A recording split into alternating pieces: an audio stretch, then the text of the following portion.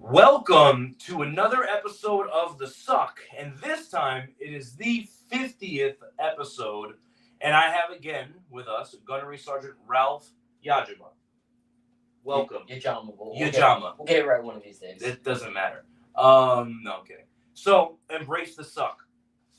What we're going to be talking about today is a whole range of topics, but the first one is the difference between a staff Sncioc and a station commander. Why, you may ask? It is because I was having a conversation the other day with a 8412 who I'm going to leave unnamed, and he's been doing this for quite a while. And me and him were having this conversation like honestly, probably 2.5 hours. Like me and him were on the phone, and we were talking about the climate. We were talking about the podcast, because in order for me to stay relevant, not being on the duty, I have to understand what's going on out there. Yeah. So not only do I talk to recruiters, but I talk to RIs, I talk to different people. And someone said, "Hey, Ralph." I don't know who that is. It's Facebook user, so I don't know why it didn't come up, but hey. So what up? So somebody that I was talking with essentially was talking about why they hadn't missed mission yet. Right. Everything going on right now, they still haven't missed mission. There's 48 RSs, and I guess in January 40 missed and 8 didn't. He's one of the 8 that didn't miss. Okay. So while we were having this 2.5 hour long conversation, it's Romaine, my man. So while we were having this conversation, my question to him was, okay, well, what are you doing that those other 40 aren't? Yeah. And as the conversation persisted, I continually kept saying, staff Sncioc, staff Sncioc, staff Sncioc. I was like, how are you holding them accountable and stuff like that? But I continued to say staff Sncioc. And he stopped me and he was like, that's what I'm doing that you're not, or they're not. And I was like, what do you mean? And he goes, my Marines are not staff Snciocs. They're commanders. And I was like, oh. And immediately, I immediately understood what he meant by that, but I said, tell me more. Yeah. And he really was just talking about how, and then the other thing I had asked him was, what do you do in the beginning of the month? Like, how do you, what's your battle rhythm? And he was like, listen, man, it's fucking simple. He's like, I've done this the same way I have every time I've been an RI, and it's, again, people have different opinions, right? But he was like, I give my Marines a mission letter, and then my Marines give me a restatement brief. Right. And then we go off of it, they tell me what they need, and that's it. And then I hold them accountable to that. Makes sense. And he's like, and then my RI shop, go out there, the command members, we go and we provide whatever training is necessary, and that's it. He's like, my Marines send their Marines home when they want to send their Marines home. My Marines go home when they want to go home. But guess what? They're going to have what we need. We're going to make mission, and guess what? We're making mission. Right. So me and him started talking about that and how he has been in different RSs across MCRIC.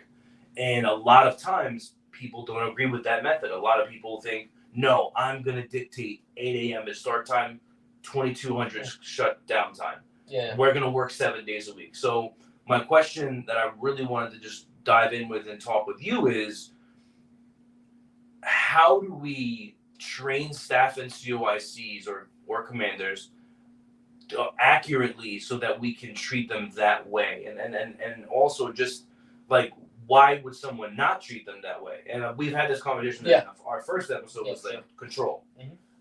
So like what, and with your experience of being in different RSs and stuff like that, and now mind you, I'm not talking about one specific RS, I'm talking about MCRIC, because it's not one RS that's doing this, it's multiple, so it's not one CO, it's not one RI, it's people scattered about MCRIC that are having these same issues. So, like, what is your thought process on that, station commander, staff Sncioc? Yeah, I mean, I prefer either one of those over boss. 100% boss is one that I hear it and I cringe. I'm like, it doesn't sound right. Man, that's a loaded question, right? Because I do feel like staff Sncioc and commander are the same thing. They only become different when the CO of the RS kind of dictates which one you are. Like, hey, you're my station commander. Hey, you're my staff Sncioc. Commander, I think, yeah, sure. You get all the ability to make all the decisions you would, just like a commander would in Iraq or Afghanistan or anywhere else out there, right? They'll get their left and right lateral limits. They'll know what the mission of hire is. They'll know what the mission of their adjacent units are, and then they say, "Hey, check it out. Well, this is what you got to go do," and then boom, they go do it, right? Yeah. So that's commander.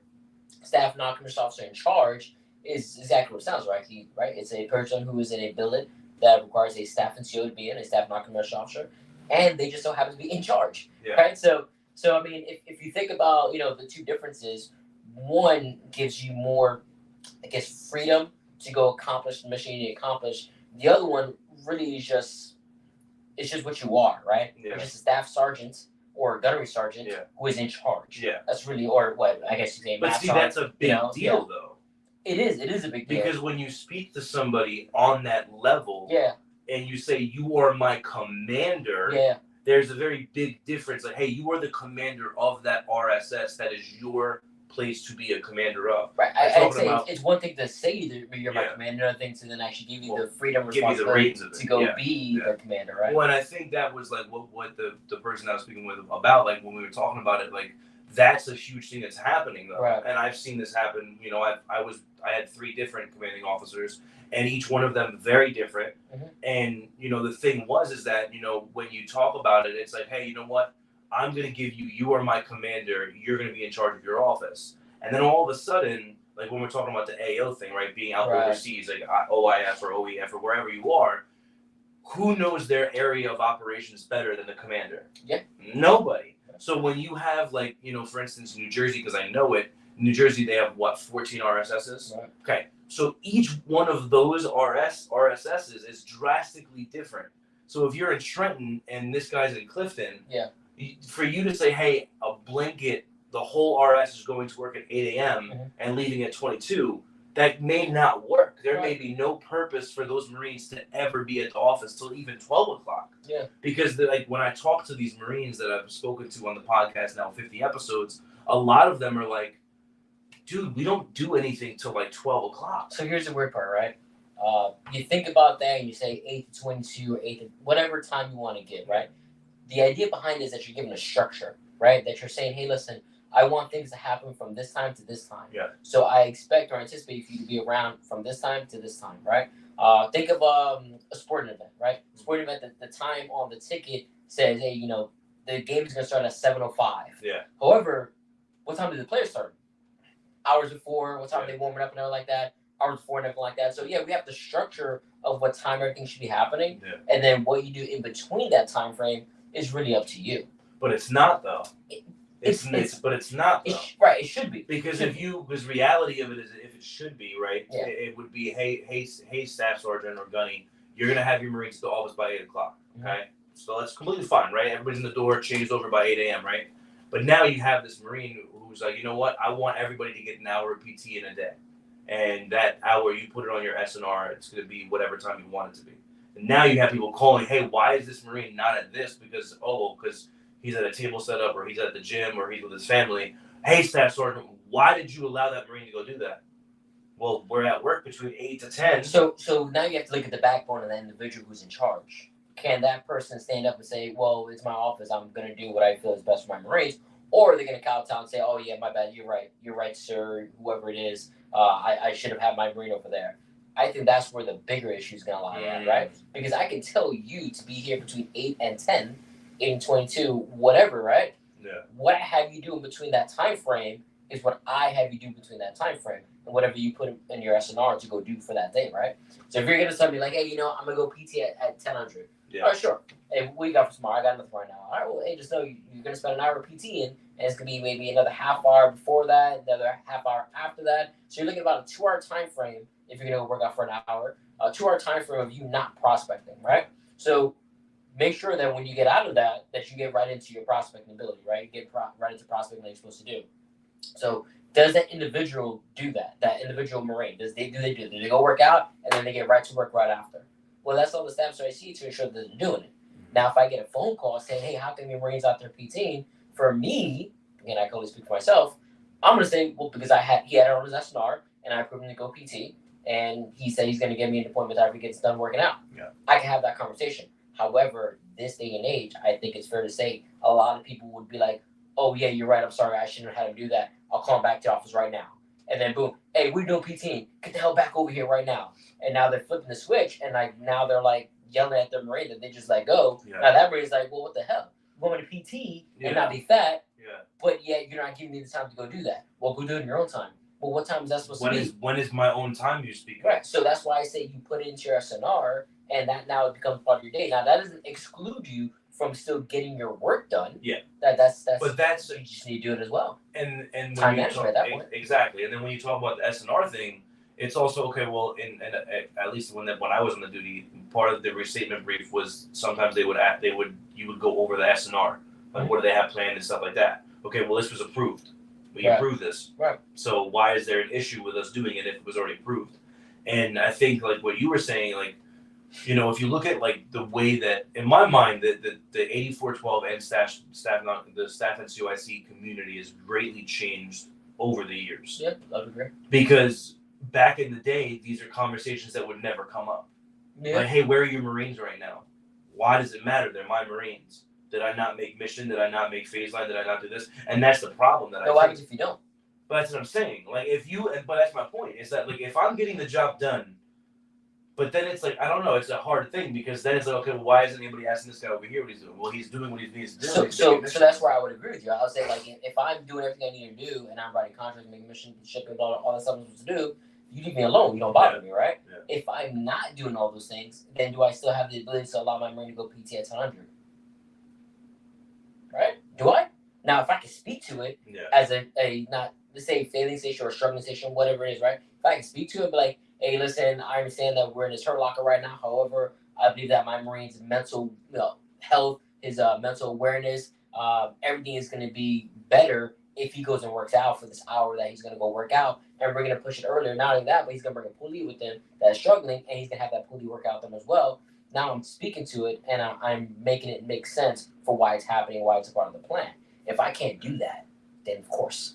Like if Marine goes, when you've done a morning meeting, and Marine says, yeah, I'm going to go AEC. Where are you going to go AEC at? I'm going to go AEC at in this area. Okay, well, how? Why are you going to go to how? Well, I'm going to go AEC and how. Okay, well, where and how are you going to go AEC? I don't know, the shops along, along the road. Okay, but where and how? Like, what area are you going to go to? I don't really know. So why the hell are you going over there if you don't really know? Yeah. Come up with an actual solid plan of what stores you actually want, what shopping centers you want. Do you not know the name of the shopping centers? Okay, well now you need to go figure those things out. So like again, at that point in time, now it's like you're letting your Marine go to go execute the mission. What's the difference between someone else higher calling you and asking you, hey, what's your Marine doing, and are they executing that mission? The backbone of that Marine, the station commander, backbone of that individual is the key. If that person has a strong backbone and they can speak to why they're going to allow their Marine to go do what they're going to go do, then who's really there to say anything? Again, the CO could always come down, make a phone call, and say, hey, listen, you're not going to do that, period. Yeah. Good go, sir. Like, obviously, you follow orders, right? Yeah. However, if you can speak to, hey, sir, I understand you want my Marine not to do that. However, this is the reason why I want my Marine to do that. Can my Marine do that? Yes or no? No. Got it, sir. Not going to do it. Well, and that's the importance of, like, using MC4 and bridging the gap and all those things that you learn. It comes in handy. It comes in handy. Because, I think what you're saying is that a huge part of that's the problem is that there's too many people that don't have that backbone. Yeah, no, I agree. And you're not actually being that commander. You're not the one who's saying like one of the conversations I have all the time is there's Marines that are making mission and they're not making their numbers at the end of the month or at the end of the week, and like we made phase line, but you're mad that we didn't make our TC objective. Right. Well, then does it matter that we made our TC objective if we made our phase line? Yeah, it's like, if I made my interview, if I made my interview, my NWA, and my conduct objective, does all the other things matter? Makes you wonder, right? Because then it's like the conversation is that like there's too many things going on, and it's like which one do you care about? Like, and everyone says which one's the closest gator to the boat. But the reality of it is that like I feel like in this time that we've gotten to, that people are more along, and this is the conversation I had with that same Marine, is that people have gotten to this point where instead of caring about making mission, they care about the look of we tried to make mission. Okay. Hey, if the whole RS hits 100% of their objective but doesn't get the result, well, hey, at least, sir, we attempted to get there. and his mentality is no. Like, I don't. That doesn't mean anything because we didn't meet the contracting goal. We didn't meet the shipping goal. Right. And I think that, and I've seen this, and I've heard other people say the same thing. That, like, there was one Marine that reached out to me, and he was like, "Yeah, my commanding officer had us at work every single day for 90 days, making TCs at 8 a.m. for the whole RS." And it's like, that doesn't make sense because every AO is different, every RSS is different. No, I agree with that. So, like, for you to tell an entire RS that you're going to do this activity at this time, that's asinine. Yeah, I mean, so I guess the real question is, are we saying to go do that because we're trying to hit a number, or are we saying to go do it because we know that the Marines aren't working and we're trying to get them to the mindset of, listen, they need to work from the second they get into the office to the second they leave the office? But here's my question: You've been an 8412 for how long? Too long. How, like, honestly, have you ever seen an office work all day? No. Have you ever seen it? Have you ever seen, like, hey, we get into work, we work all day, and that's it? No. No, I guess, like, so, not to, be dumb, but, like, what's your definition of work, right? Because everyone might have a different definition of what work is. So what does work mean to you? Yeah. It might be something different to me. So if my Marines are in the office, it's fair to say that someone could say, oh, they're working. Because a Marine's idea of once I get in the office, I'm not working for the entire day. I'm working 90 hours a week, bro. For me, my definition of working for a Marine recruiter is, are you prospecting and selling? Yeah. If you're not doing one of those two things, then you're not working. Yeah. You know what I'm saying? So it's like, oh, I've been here all day, I'm working all day. It's like, but are you working all day? Yeah. Are you actually prospecting and selling all day? No, you're not. Well, let's look at the numbers. Yeah. So now that goes into why we're making teas at 8 a.m. Yeah. It's because if the Marines are saying that I'm here till friggin' 12 o'clock at night and they only have 50 TCs in the system, well, then you're going to come in at 8 o'clock in the morning and you're going to start TCing from 8 o'clock in the morning to you leave. So like that, you can show proof that you're actually working. So you can now start complaining about, oh, man, I'm being overworked. Okay, well, let me look at them. Oh, yeah, you're like friggin' 2,000 TCs. You're absolutely right. You're overworked now. I agree. But how can someone say that, oh, I'm overworked, when, again, you leave the day and it's like 50 TCs, 60 TCs, and no appointments. And it's like, well, did you work? You've been here since 8 a.m. Well, and I think with what you're saying is it goes back to what you're saying about that staff NCO being the backbone, or the commander being the backbone, because the reality of it is that, like, and one thing I always liked about you when I did work for you for the few months that I did work for you, that you came in and you set the expectations. You said, hey, this is what I need by this time.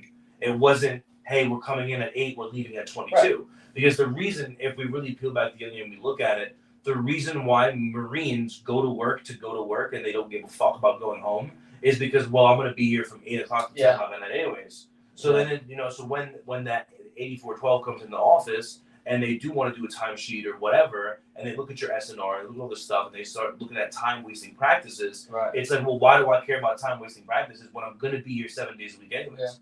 And then you have staff and COICs and or COs that are like, hey, if you make mission, we're going to get a 72. And then the Marines make mission and they don't get a 72.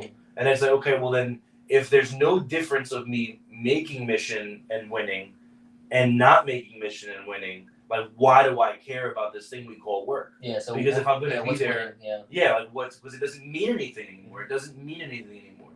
And that's the thing that I think is a huge part of it, is that, like, there's this podcast by this 8412, and he was talking about in his podcast with, I think, 3 other 8412s, or 2 of them. It was like 3 8412s talking, and they're all command members, and they were from other RSs, and they were talking about time wasting practices, right? And he was talking about how he was in an office, he was doing an observation, and I apologize if I misquote this, but essentially he was in an office doing an SRI. Okay. And this Marine got up, went out, and drove like 2 hours out of his way to go AC, and then AC for an hour, then drove 2 hours back to come home, or it was like an hour or something like that. So it was like an hour travel, AC for an hour, then drove an hour back, and then made TCs. And then he was talking about time wasting practices, and he was like, bro, we at this point in life, we have a laptop, we have cell phones, we have tablets, we have the whole 9 yards. Why couldn't that Marine just make his TCs out there in the field? He was already out there, so why couldn't he just stop what he was doing to make TCs out there?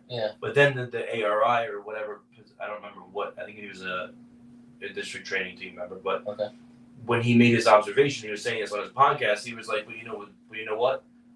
I allowed that to happen because I watched the Marine walk out that door and I didn't stop it. So he right there was like, you know what? I should have stopped it because I was sitting there. And he's like, but now here I am talking about it. And that's a huge part about what's going on. But that's a staff safety training thing. So even if he didn't stop that Marine, like I wouldn't be mad if he didn't stop the Marine. I'd like, let the Marine go do it. Because what you don't want is you stop him and then he'd be like, well, what if I would have got something out there or something like that? Some bullshit shit they would have said, right? You never know. Yeah, so you should just let him go and then come back and say, well, what did you accomplish? Oh, I didn't get anything. Okay, so you drove an hour out there, you drove an hour back, and then you're out there for an hour AC, and you got nothing. That's 3 hours. Yeah. So over 3 hours, what'd you get over 3 hours? I got nothing. Well, let's think of something better that you could have done in those 3 hours to mitigate you not having nothing for 3 hours. What do you think you could have done differently? Yeah. So then he comes up with the idea, right? And see, more stuff. He comes up with the idea and everything like that. You're like, all right, that sounds good. How about we try the next time? Yeah. Then you get the staff side, see on the side, you're like, hey, listen.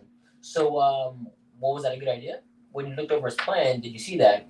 9 times out of 10, he's gonna be like, no, I didn't look over his plan because he didn't do a morning meeting. Yeah. So yeah, no, I mean, but time wasted practices. So here's talking to one of the Marines, right?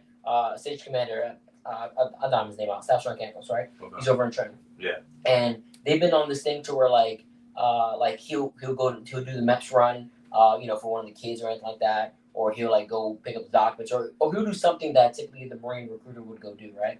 And then I asked him, I was like, hey man, like, why are you going to MEPS? And he's like, oh, well, I want to make sure my Marine prospects. I was like, all right, cool, sounds good. So I was like, I love it. Go, right? Yeah. So he went, he did his thing. So the intent was there. Yes, so the aim and the action, right? The aim was for his Marine to prospect. Yeah. What actually happened is his Marine didn't do much of anything the entire time that he was gone. He was gone for about 2 hours that he was gone. So he came back, and then I asked him, all right, cool, man. So the extra Marines, what they got done? And he was like, yeah, not much of anything I've done. I was like, yeah, but you weren't around for that, were you? He's like, no. I was like, listen, man, crazy idea, just a thought, right? Because I did it a long time ago. I was like, I'm gonna make the MEPS run, I'm gonna do this, I'm gonna do that, because I'm like, I want to make my Marines prospect. But then everyone's like, they're not prospecting. You know what I'm saying? Like, they're not. You're out of the office, no one's doing nothing. The best part about doing the MEPS run or something like that is that feel good feeling. I got a kid going up to MEPS. So while you're not prospecting, you're building a rapport with the kid, you're maintaining that relationship. You're maintaining all that stuff, right? So it's good. None of that, but you're not prospecting, so your mind is not like, oh man, this sucks, I have to go find someone, blah blah, right? Yeah. So that's your downtime. Yeah. They're gonna take downtime throughout a 10-hour day anyway. 10-hour day, whatever. 18-hour day, right? Yeah. They're gonna take downtime throughout an 18-hour day. Why not control that downtime, right? Yeah. Because again, I'm all about control. Why not control that downtime? I know that for the next 2 hours, he's not gonna prospect because he's taking his kid up to MEPS. Mm-hmm. I've controlled his non-prospecting time. Yeah. Did I not? Now he gets back, say, hey, you just took your kids to MEPS? All right, let's get on the phones. Oh, but I just got back from MEPS. Yeah, I know, you can do anything for the past 2 hours. Get on the phones. Yeah. So now you can say that, and now they can be like, all right, cool, I got to get back on the phones because I didn't do anything. Yeah. As opposed to now I'm gone for 2 hours taking this kid up. They're not doing anything. Then I come back, and they're still not doing anything once I get back. Now I'm telling them to get on the phones. Like, for what? Mm-hmm. You know what I'm saying? So, like, in my opinion, what I would prefer is that Marine to go take care of their kid and do everything they need to do with their kid. So, like, that Marine recruiter now builds that rapport with that kid. It's now refreshed about not having to go, prospect and everything like that. Now they come back. Now they can go prospect, as opposed to now them just, messing around while I'm gone. Yeah. You know what I'm saying? So, I mean, again, it goes back to being a commander, being in charge, figuring out, what's going to work best for you and your Marines. You should know your Marines and what makes them click and what makes them work. And one you can yell at, the other one you got to give a hug to. However your dynamic works in the office, you kind of figure that out, right? But the structure is, again, something that I understand the idea behind the structure. Now it's just, I guess, imbuing that staff officer I see, that station commander, with the ability to make the decision that he feels is going to be best, and then holding them accountable to then not accomplishing what they need to accomplish. With just like, you said, the group of guys that were talking, doing the training and everything like that. Yeah. After that, now you've learned. You're like, all right, cool, that didn't work that time, so let me try something different now. Yeah. And hopefully at that point in time, you just make improvements. Steadily improve, from where you started to where you want to eventually get to. You know what I'm saying? Yeah, and I think, and that's the thing, is I think a lot of what is missing is the aim and actual and the the actual morning in brief. I'll be honest, as a staff in Sncioc, I remember like there was many times where I didn't do a morning in brief. Yeah. And then you get to and then everyone's like, oh bro, I know. Yeah. Like when you get your SRI done, they're like, bro, I can tell you never do this. Like I remember one time it was this gunnery sergeant who was my 8412, and we were getting a SRI done, Uh-huh. and it was like the one, like Okay. everybody was coming down Yeah, from yeah, like everywhere, and it was District like SRI. yeah, it was the district SRI, and it's like 7:30 in the morning, Mhm. and me and my boss are sitting in the office, and the district training team member comes in, and me and my boss are just standing there, and he's just standing there. He's like getting ready. He's getting all of his stuff out, and he's just like getting ready. And we have tables set up. I was like, we got like 14 command members, right? Yeah. And this master sergeant is just looking over at me and him, and then I look at the gunny and I'm like, Gunny, I'm pretty sure he wants to see a morning in brief. Yeah. And he goes, well, thanks, Bennett. I never thought I'd see one today. And I was just like, he's like, he sat down with me. He did a morning in brief, and then the master sergeant was like, okay, all of you guys can leave now. And it was just hilarious because it's like clearly you never do this, Right. and that's a huge part of what's in my mind the problem is like you said, if you don't know what's going on with the Marine and you're just coming to the office every day and they're just going out and doing whatever, and you're not actually giving them proper training and you're not actually solidifying these things and making sure that what they're doing is right, then they're never going to get better because well, no one's telling them they're doing wrong. Yeah. And they continually think that they're doing good, Right. but then it's like, well, no one's there to say, hey, man, that's not really working out. Yeah. And I think that's a huge part of it. Is like so one of the questions that I wanted to ask you was first, what advice do you have and what do you do for the staff and for the guy who's coming right from BRC and is going to be made a staff in COIC? Because right now in this climate that we live in, that's happening left and right. And I've had so many people reach out to me that are like, dude, they're like the sergeant major already told me I'm going to run a station. Like, I'm leaving here to go run a station. I know nothing about this duty. I'm at BRC. How the fuck do I do this? Right. Yeah, that's right. And now, mind you, the staff in COIC, part of their billet description is to provide training to that office, individual and group. Right. So how does someone who literally knows nothing about the duty, just got out of BRC, expected to do that? Yeah. So like, how do you as a command, as the RI shop, as what do we do? Because that's the problem. And in my mind, the biggest problem with right now is that there's just to me it's training. In my mind, that's what it is. It's a lack of training. Because you can't expect the staff in COIC who just got there to know how to train. Yeah, definitely not. But now that those Marines aren't getting adequate training because that guy just got there. Right. So in my mind, this whole entire problem is just lack of training across the board. Yeah. So how do we help that station commander who's literally going to come from BRC and be put into a seat and probably not go to staff and COIC course for at least 6 months. He's not going immediately. Yeah, probably so not. He's not even going to really get that even that training small. It's not really that long. So like what advice do you have for that person and how do we make them be able to train those Marines in that office? Yeah, so that's tough. That's a terrible situation for the individual to be in.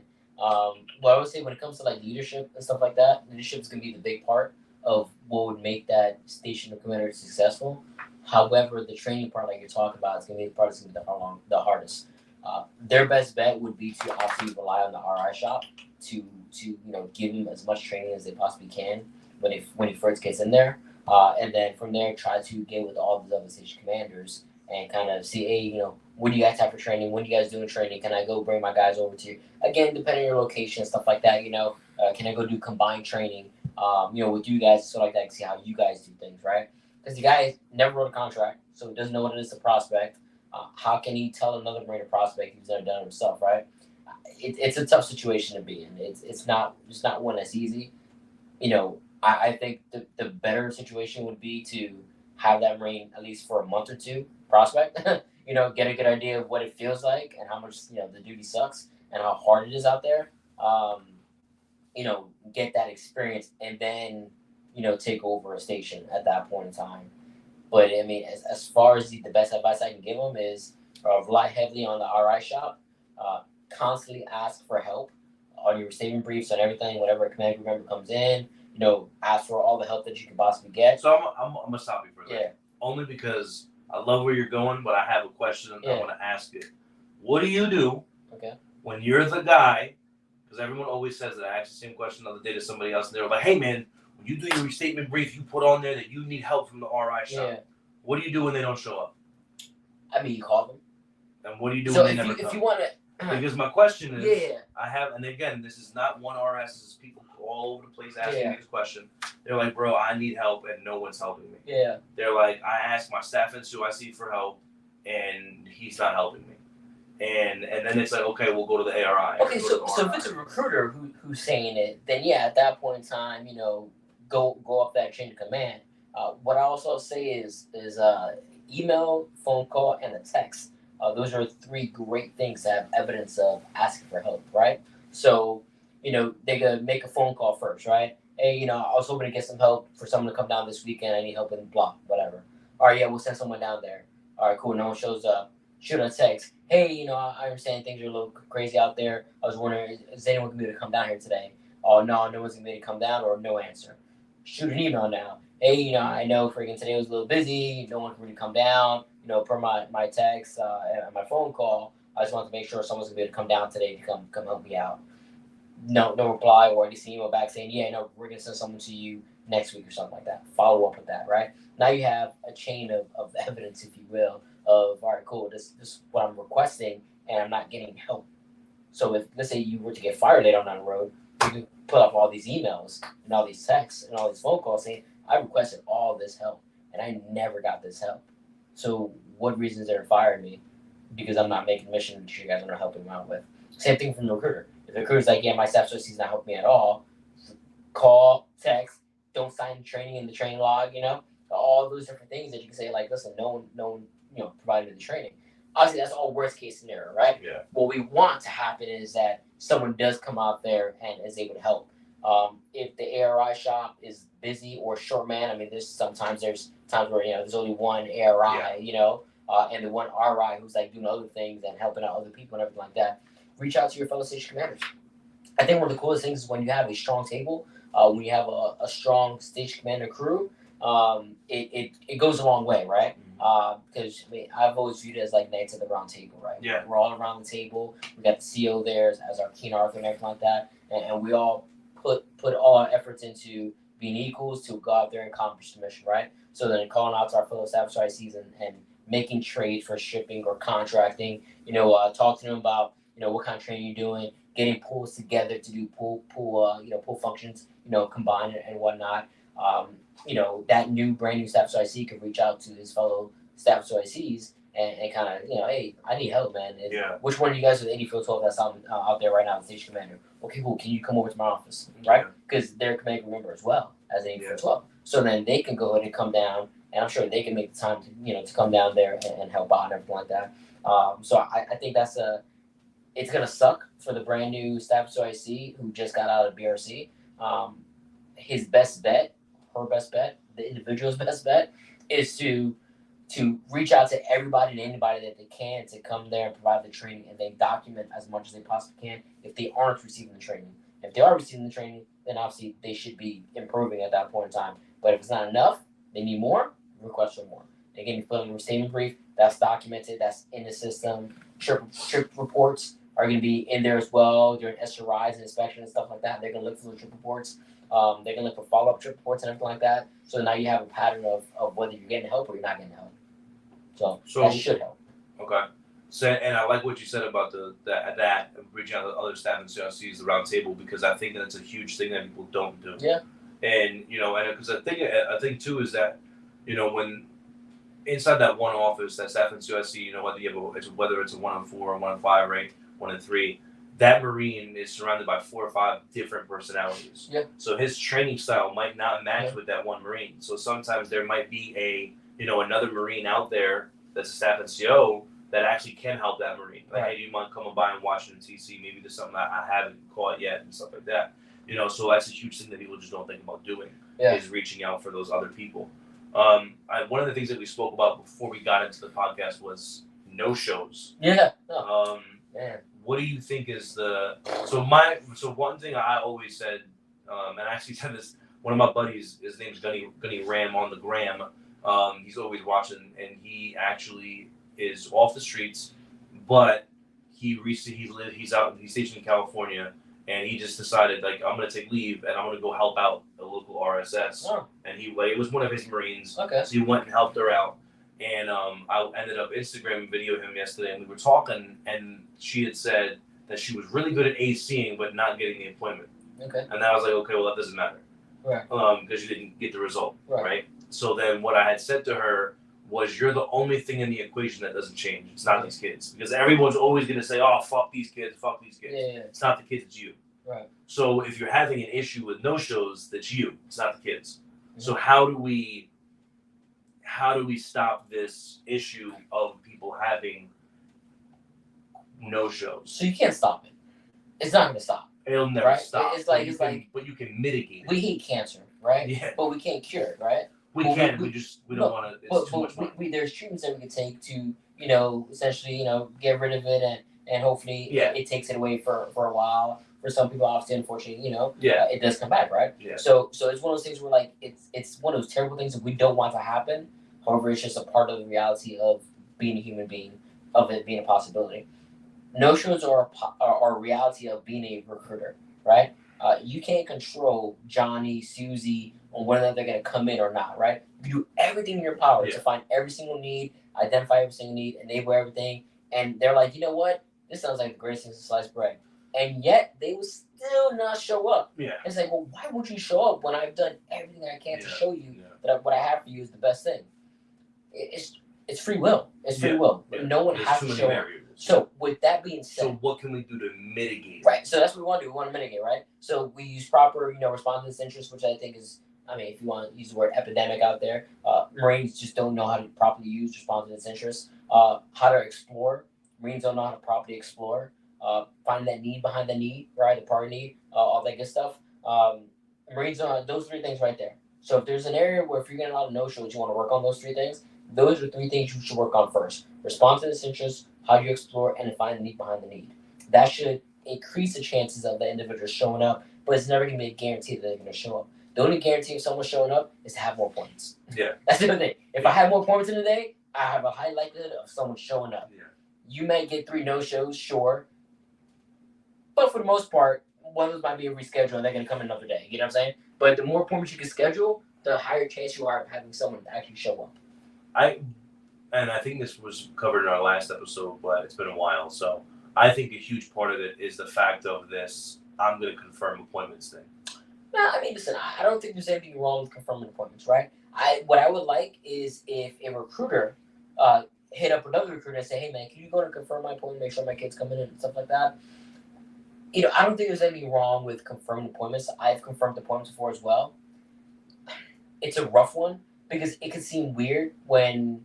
So what I've been hearing Marines say right now is, say, I got my logistics guy, he's going to hit you up, make sure everything is good, right? I fucking hate that. That's cool, right? No. I got my logistics guy coming. No. Stop. Hold on. Stop that shit right the fuck now. Yeah. I hate that shit. Okay. I cannot stand that shit. Why? Because, oh my God. All right.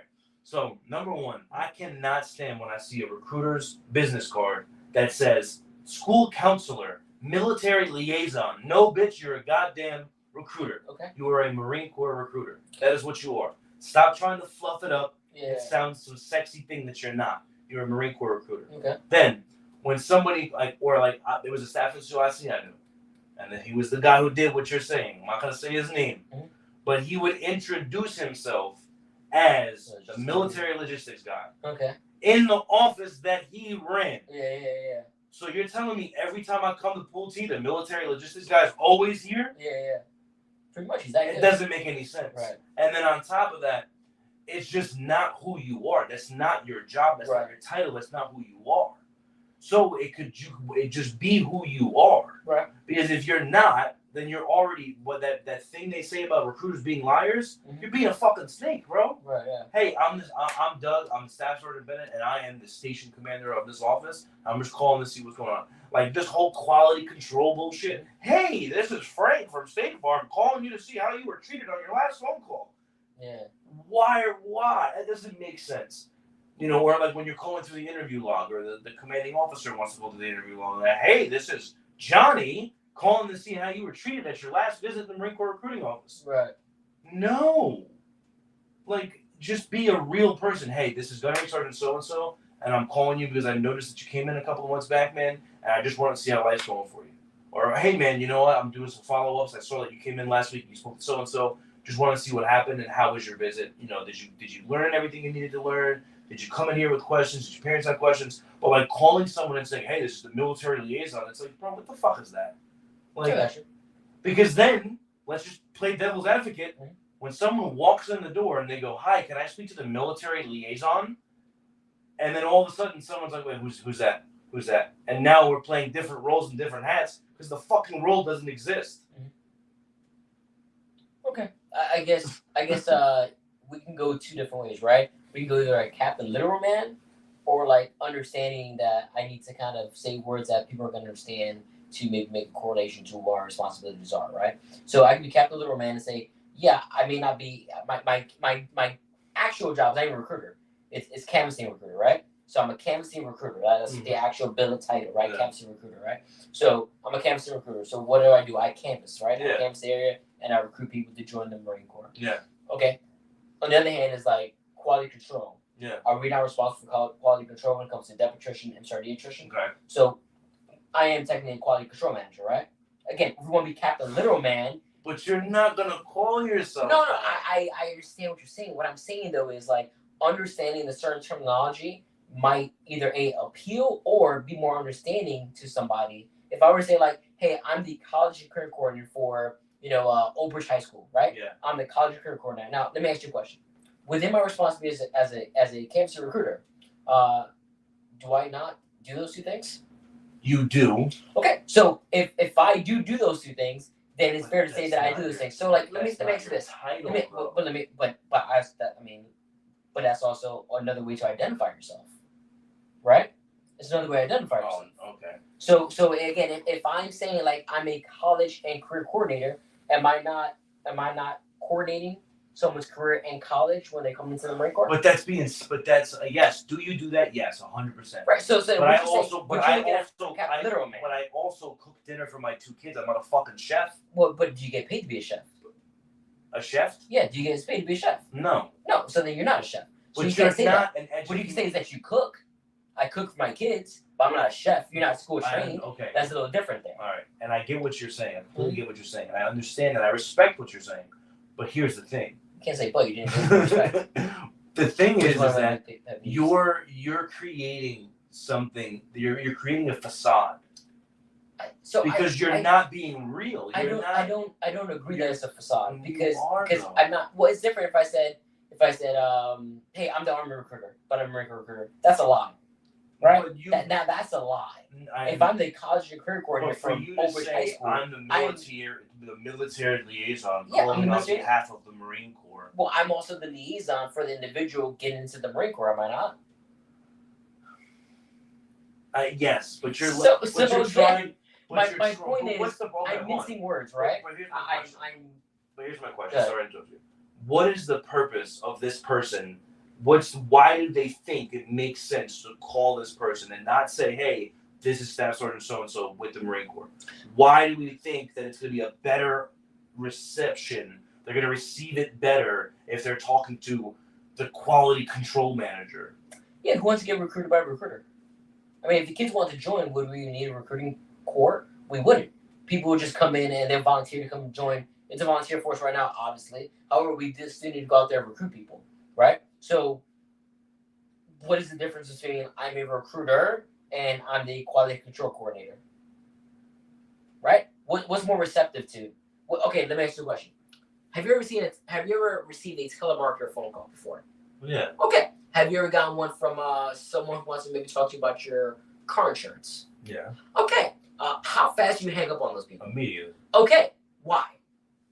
Because I already have car insurance. And why do you care about talking to someone about car insurance? Okay. Okay. So why would I stay on the phone with you? Now, what if, just imagine for a second, if it wasn't all auto whatever and everything like that, and they called and say, hey, hi, can I speak to Doug, please? Yeah, this is Doug. Hey Doug, yeah, how you doing? So my responsibility out here in the area is I talk to people about all the different kind of car insurance that we have available and everything like that. I'm sure you already have a car insurance. If you have a minute, could we talk about possibly maybe lowering your car insurance? You have time for that?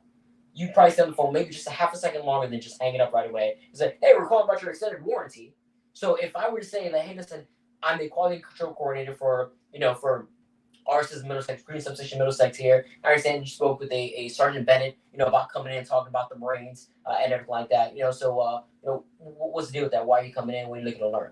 You're more receptive to want to talk to me about what you're going to come in to talk about, or you stay on the phone with me I an want to extra see second, I want to see than not. I want to see So I don't think that's something that's. I mean, well, maybe you can see the numbers, right? Because we have all these no shows. Bro, that's what I'm saying. Like that's what I'm And saying. we're talking about ways to mitigate that. So you can't say what are ways to mitigate that. I give you one and say, well, that's not safe. But that's what I'm saying though. You're doing this. People are doing this, and they're still having no shows. Why are we creating new things? I think that's different. The reason why for the no shows, I don't think has anything to do with that reason.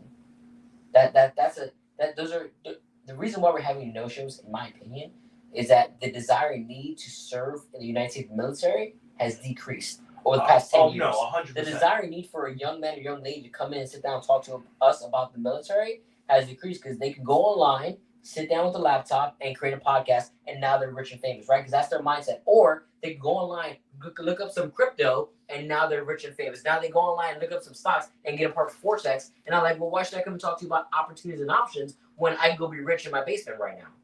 I can be on Call of Duty on YouTube making money, right? So the ways for people to be successful are different than it was 10 years ago. So why should I come and sit down and talk to you about those different ways when, one, I don't want to join the military. Two, you see what's going on in Ukraine right now? I don't want anything to do with that. Oh, you know what? I don't like the government either. Well, I don't like Trump. Well, I don't like Biden. It doesn't matter. Either way. Oh, wait, there's a vaccine. I'm being forced to take now? I don't want to join now. There's a vaccine. So we have so many reasons why a kid can easily say, no, I'm not going to show up. Or just say, yes, I'm going to show up because you sound nice, and then not show up because that's what's going on. But you know what? So in my opinion, and again, this is just opinion-based things, right? Yeah. What I have to say that because people get mad.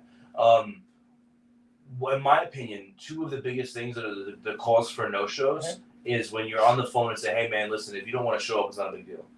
If you don't show up, it's not a big deal. I don't people think say that shit. People say that shit all the fucking time. So if people are saying that, they should stop saying that. Hey, if you're saying that, stop it. All right? So that shouldn't be the reason why no-shows are so hot. But it's also a huge part of it is positive mental attitude. For who? For the recruiter. Okay. If the recruiter to set the appointment. If the recruiter is, and again, this goes back to the work. If I'm at work 7 days a week, I'm not gonna have a positive mental attitude. Did you ever set an appointment for a kid you knew wasn't gonna show up? Did I ever set an appointment for a kid who you knew when you got told like this kid ain't showing up? Have I? It's happened. Okay, so yes, the answer is yes. Yeah. So everyone has done that. Yeah. Now, are we saying that that's what's happening? That but that I have an appointment. That's why. But how many times have you done that and you're like, wow, that kid's not going to show up, and then he shows up? Sure, that can happen too. I can also grow 5 feet between now and tomorrow. I mean, listen. No, but we're talking about things that we cannot actually calculate, right? No, but what I'm saying is that the things I think that we're stacking up against ourselves with the bullshit titles that we don't have, with the lack of positive mental attitude, with the lack of knowledge. I think it's not. I understand that, and this is again the same conversation I was having with that Master Gunnery Sergeant, and he was like, "Bro, I've been in the Marine Corps on recruiting duty for 20 fucking years. I've been through all of this shit, and guess what?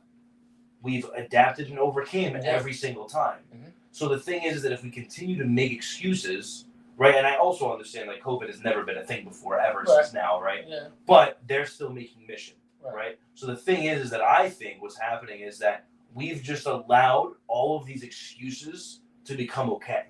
We've allowed it to be like, oh, you know what, you tried.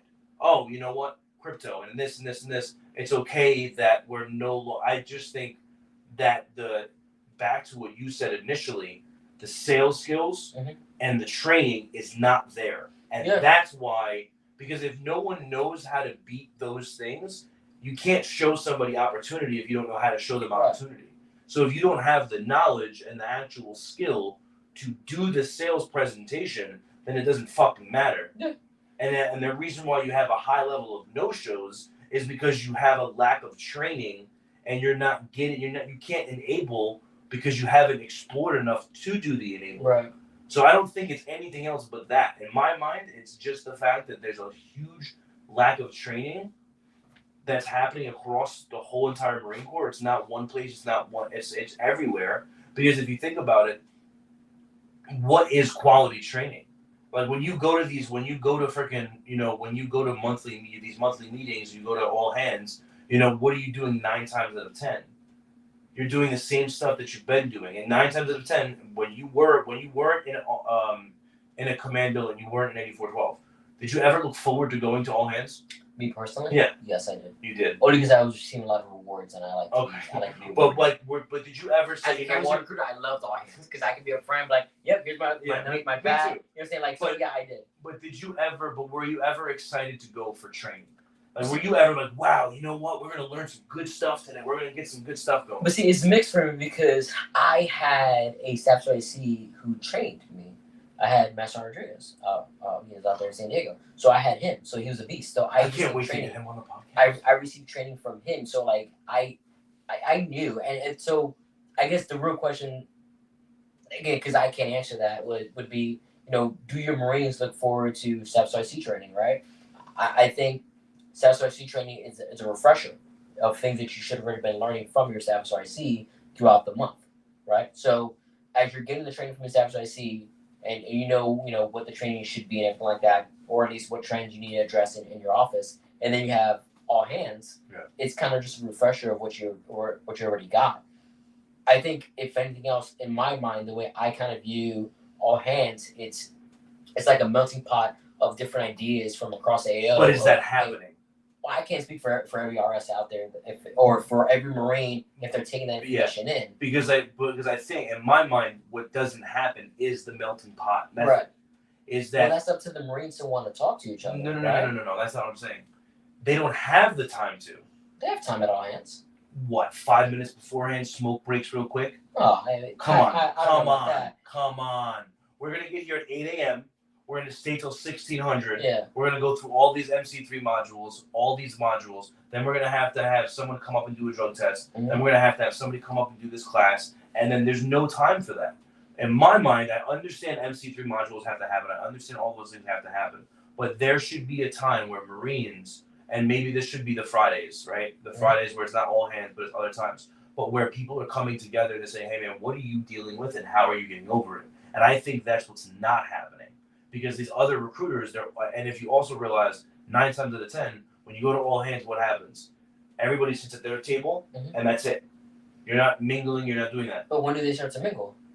When they have a quick smoke break. Okay, when they have their smoke break, that's that time where they're able to cross-pollinate with each other. If I were to make a class, say, hey, this class is going to be all about cross-pollinating. You know what's going to happen half that time that people are in that little class? Nothing. They're not going to actually talk about recruiting stuff.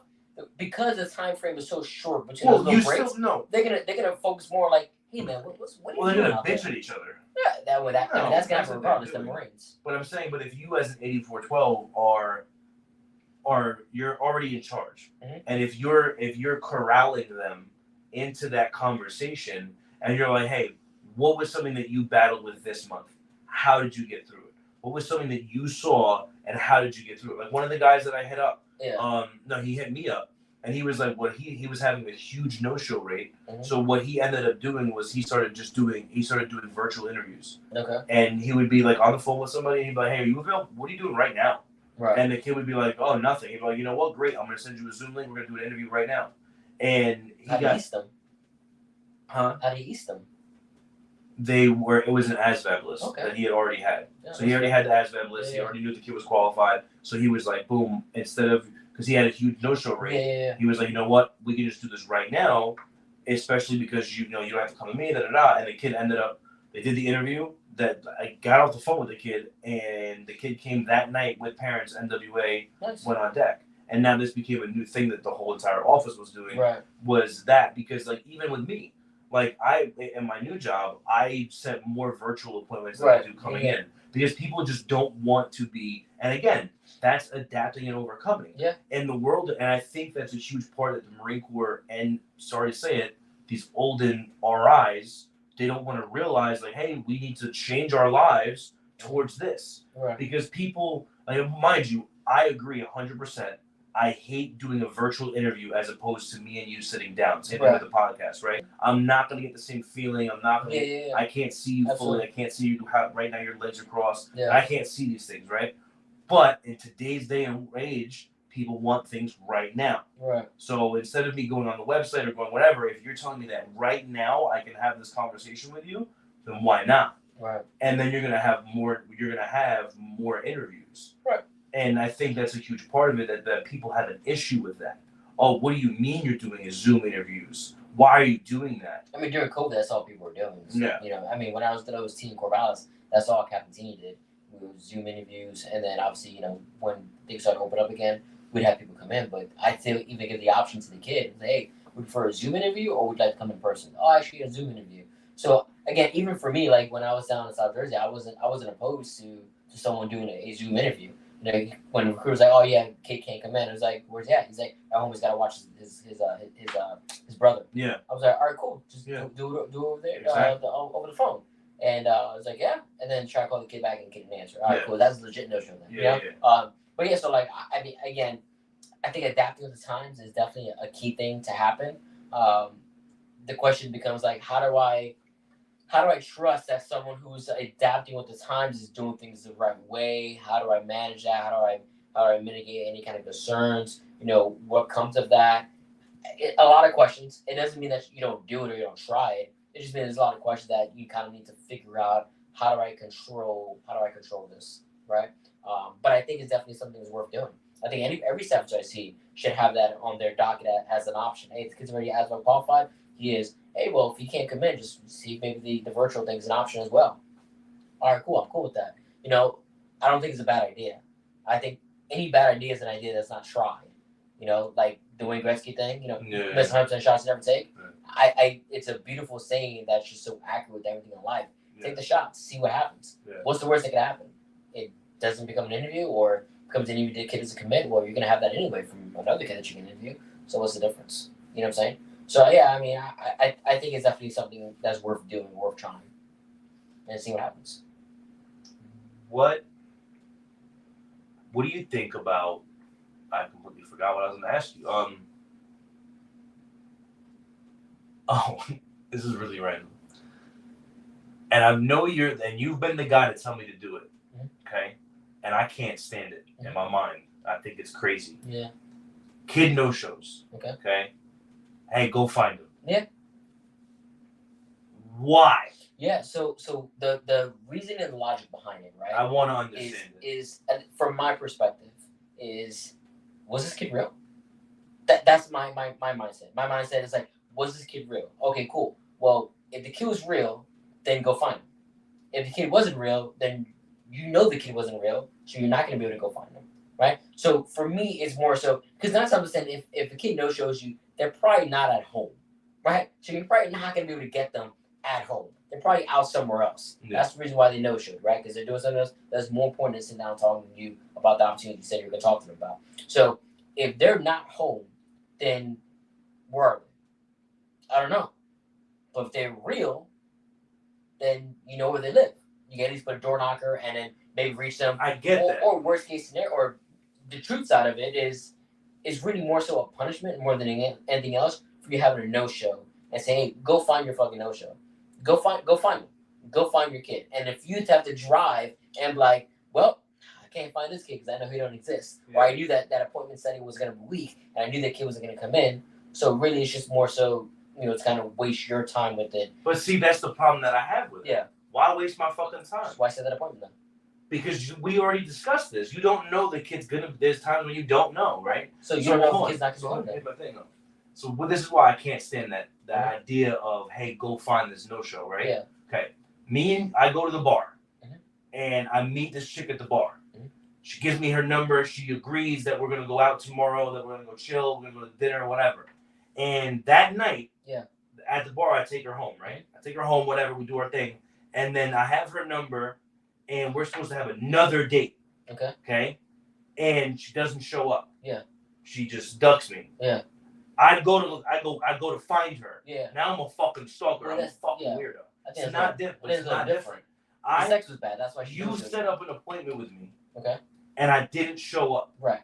I chose not to show up. Right. Leave me the fuck alone. Right. Because now when you go looking for that person, you look like a fucking stalker. Mm-hmm. You're like, now you're saying the ring really needs me that bad that you needed to come get me. Instead of, you know what, bro? Chalk it up. It's a no-show. Shit happens. Move on from it. Because now you went to this kid's house. Even if, say, he is home, he's not going to fucking answer the door 9 times out of 10. Okay. So now you're there for no reason. And we're talking about time-wasting practices, but because you want to make an example out of them, we're just going to go send them to go find him. Mm-hmm. Or like the times that I've been told, hey, go sit outside of his house until he shows up. The fuck? Like, and it's also, weird, like it's just like, what the fuck are you doing? And that's like, I had a staff in Sncioc before I was getting off the duty. I made a deal with the XO at the time. Mm-hmm. And I said, hey, I'm gonna get you, it was a Friday. I said, I'm gonna get you four NWAs on Monday morning from this office. I was like, I'm gonna go to that office. I'm gonna get you 4 NWAs for Monday. So I was like, and sir, can they get a walk-on spot? Right. If I get them, can I get them a walk-on spot for the staff in Sncioc? This is like right before I was about to get out of the Marine Corps. Mm-hmm.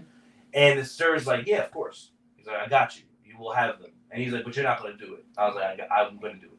So long story short, I go to this office, and boom, I help these guys get these 4 kids, right? We get the 4 NWAs, and it was a walk on for Tuesday because Monday was a holiday. Okay.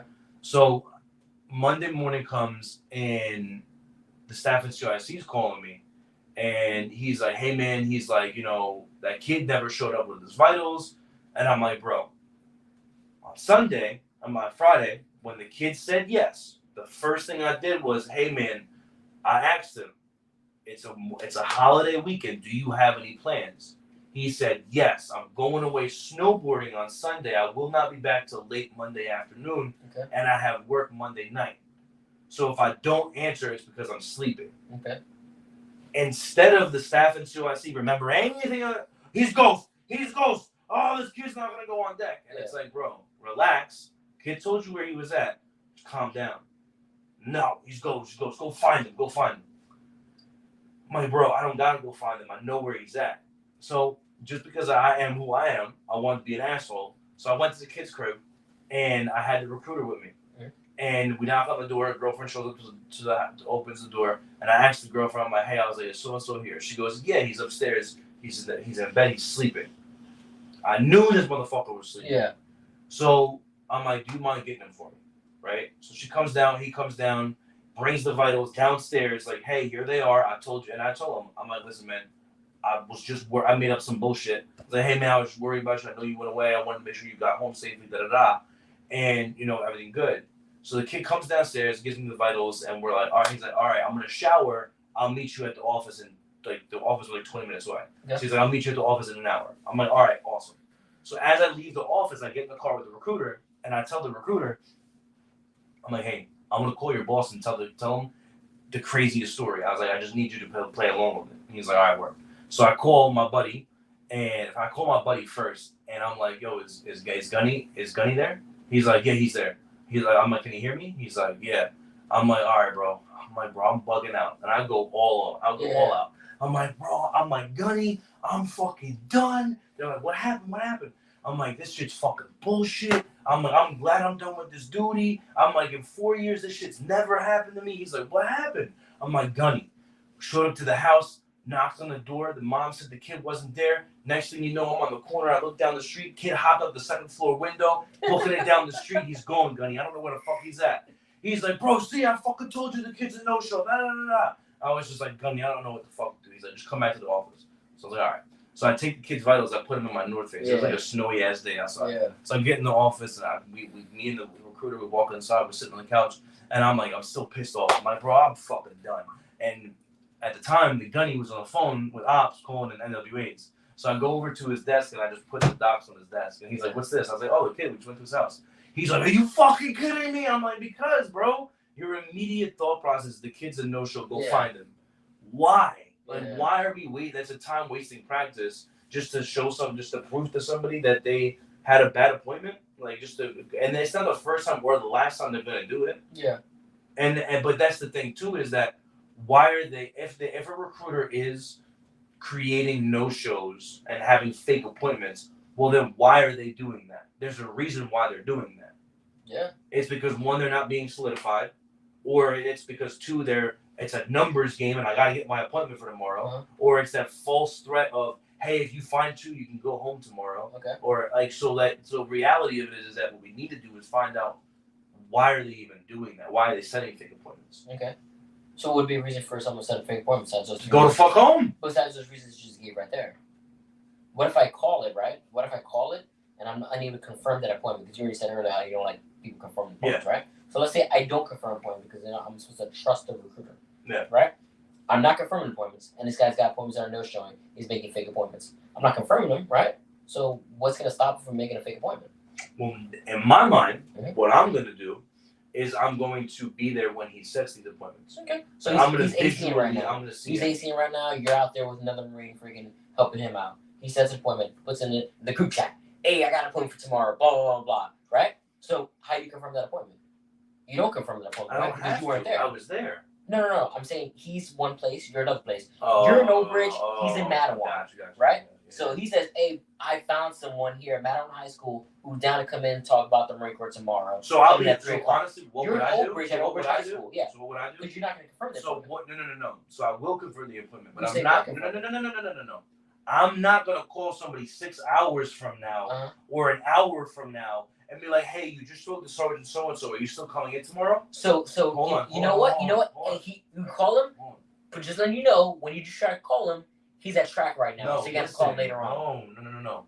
What I did, now mind you, does it work all the time? No, but it works all the time. You know what I mean? 100% of the time, it works all the time. So the recruiter sets the appointment. I talk to the kid on the spot. Okay. You put him on the phone with me. I couldn't. He had to go to track. I don't believe it. He had to go to track. So I mean, I guess I have nothing for tomorrow then. That's fine. I would rather. Well, if I have nothing for tomorrow, then I'm gonna go set you another appointment. Then, so like that, I give you the appointments that I'm supposed to have. No, because and I'll have 2 no-shows tomorrow. No, and I got you on that. But the thing is that you're having, like, again, is it gonna happen all the time? No. But if you're setting an appointment, especially with a senior, the first thing I'm going to do is I'm going to ask you to talk to the kid's parents. Did you have that kid call mom and dad right now? No. Then I'm not like, we need to have a discussion. So now I'm going to be here until freaking 10 o'clock at night because you're not going to count my appointment that I have for tomorrow that I set with this kid. Because this guy didn't talk to mom and daddy. He's going to track right now, so I can't do anything about that right now. So I guess I got enough for tomorrow. But the reality of it is, though. That's my point. My point is, there's all these different things that we can talk about, right? Yeah. All the different ways of like confirming the appointment, not confirming when the kid's right there in front of you, call me like that, confirming the kid right there on the spot. I got it. All those things are awesome, right? And if we're gonna say, the recruiter's gonna set real appointments, set fake appointments. There's so many different ways they can go. One of the questions you asked for is why is he sending those appointments, right? Yeah. And I confirmed. I'm like, yeah, why is he sending those appointments like that? Why is he creating no shows? Marine recruiters are weak. I can't say it any other way. But these recruiters nowadays are weak. Yeah. And instead of them wanting to go through and do the job and actually do the job diligently, they're gonna go for the lowest hanging fruit. And that kid was an actual appointment that he set, but he never really found the need. The kid just had to go to tracks. He said, "Yeah, I'll meet you tomorrow." Oh, cool. Yeah. I'm basically qualified. All right, cool. Boom, gone. Now he's gone. Staff IC. Nowadays, I'm going to call and confirm. Hey, Johnny, you're supposed to come in tomorrow? Oh, he never answered the phone. Well, shoot, I guess Johnny's not coming in. You wanted to have it right there on the spot. But, Johnny had to go to track, so I couldn't confirm that appointment now. So the 2 different ways that we're talking about confirming appointments, we weren't able to do. Right? So now what do we tell that Marine? Hey, that appointment don't count. Find me somebody else. So now he's going to go out there. He's going to go find somebody else. And he's going to go have another week's sales to where the kid says, yeah, sure, I'll come in. You'll call and confirm that appointment, right? Because you're going to say, I want to hear right there. So you hear TC on the phone in the office. You're right over his shoulder. You're telling the kid what to say, right? Hey, say this, say that, say that. Boom, appointment set. You don't have to confirm the appointment anymore, right? Because you're right there on the phone with it. And you heard it. Mm-hmm. You heard the appointment get set. Because you told the Marine what to say to the kid that set that appointment. Boom, got an appointment set. You walk away. I don't have to confirm because it's confirmed because you were there. No, but the kid still no shows the next day. Hold on. But not only am I confirming, when I say confirm, I don't mean confirm. Because you just said to the dude, you're coming in tomorrow at this time, right? Right. So for me to get on the phone with the dude and say, hey, you're coming in tomorrow at the same time is fucking stupid. Right. So what I'm gonna do is I'm gonna get on the phone with the kid and be like, hey man, why are you coming in? Okay, so that's still confirmed. It's not. It's just you're talking about a technicality. No. Because it's a different thing. I'm But how you say it and what you say within that conversation. At the end of the day, if you call Johnny and you say, "Hey Johnny, why are you coming in tomorrow?" John says, "Well, I'm coming in because I want to learn all about the opportunities that America has to offer." Hey Johnny, that's awesome. Can't wait for you to come in tomorrow. So excited for you. I'll see you tomorrow at 2:00, right? Yeah, tomorrow at 2:00 I'll be there. What'd you just do? You confirmed the fucking appointment. What are you talking about? It's the same thing. It's the same thing. It's just what you say in it is different than what someone else might say. Hey, hey, my boss is gonna call you, or our logistics coordinator is gonna call you. Just make sure everything's good for tomorrow. Hey, what's going on? This is Gunny John, the logistics coordinator for RSS Strand. How you doing? Good. Hey, listen, you're coming tomorrow at 2:00, right? Yes, I am. Hey, Johnny, do you need a ride? Because I can pick you up. I got a government vehicle with all the free gas in the world. I know gas is rough out there nowadays. I got you big time. Oh, actually, no, I'm good. I got my own ride. Hey, sounds good. Why are you coming in tomorrow? I'm coming in to learn about all the different opportunities you guys offer. That's awesome. I can't wait for you to come in. All right, big time. I'll see you tomorrow. Oh, you're sitting down with who? Oh, yeah, he's great. Oh, you're going to love sitting down with him. Hey, you know what, big time? Tomorrow at 2:00, right? Yes, sir. Tomorrow at 2:00. Boom, I'll see you then. What is the difference between the way you confirm or the way I just confirmed right there? We said the same exact thing, but you just said it differently. No, we didn't. We did. No, we didn't, because I used your words. Why are you coming in tomorrow? Because those your words you used. Because the conversation is going to go deeper. Because if I ask you why are you coming in, so you're interviewing the kid over the phone? No, I'm not. Okay, so we're doing the same thing. Because what's going to happen is I'm going to use this as a time to train. Okay. Because 9 times out of 10, especially when we're talking about these weak ass recruiters in today's world, they didn't explore well enough, they didn't enable well enough, and they didn't find the need to motivate. So who are you training? So now the recruiter's right there in front of me. So the recruiter was just on the phone with the kid. Yeah. 15 minutes. Now he's got to wait another 15 minutes for you to get off the phone with this kid. Oh no, I'm not gonna go that long. 5 minutes. Then you said you're gonna go in depth. Not like a whole interview. Okay, fine. 10 minutes then. I'll give you 6 minutes then. So now 6 minutes that you can be on the phone training your Marine to explore and enable a lot better, right? No.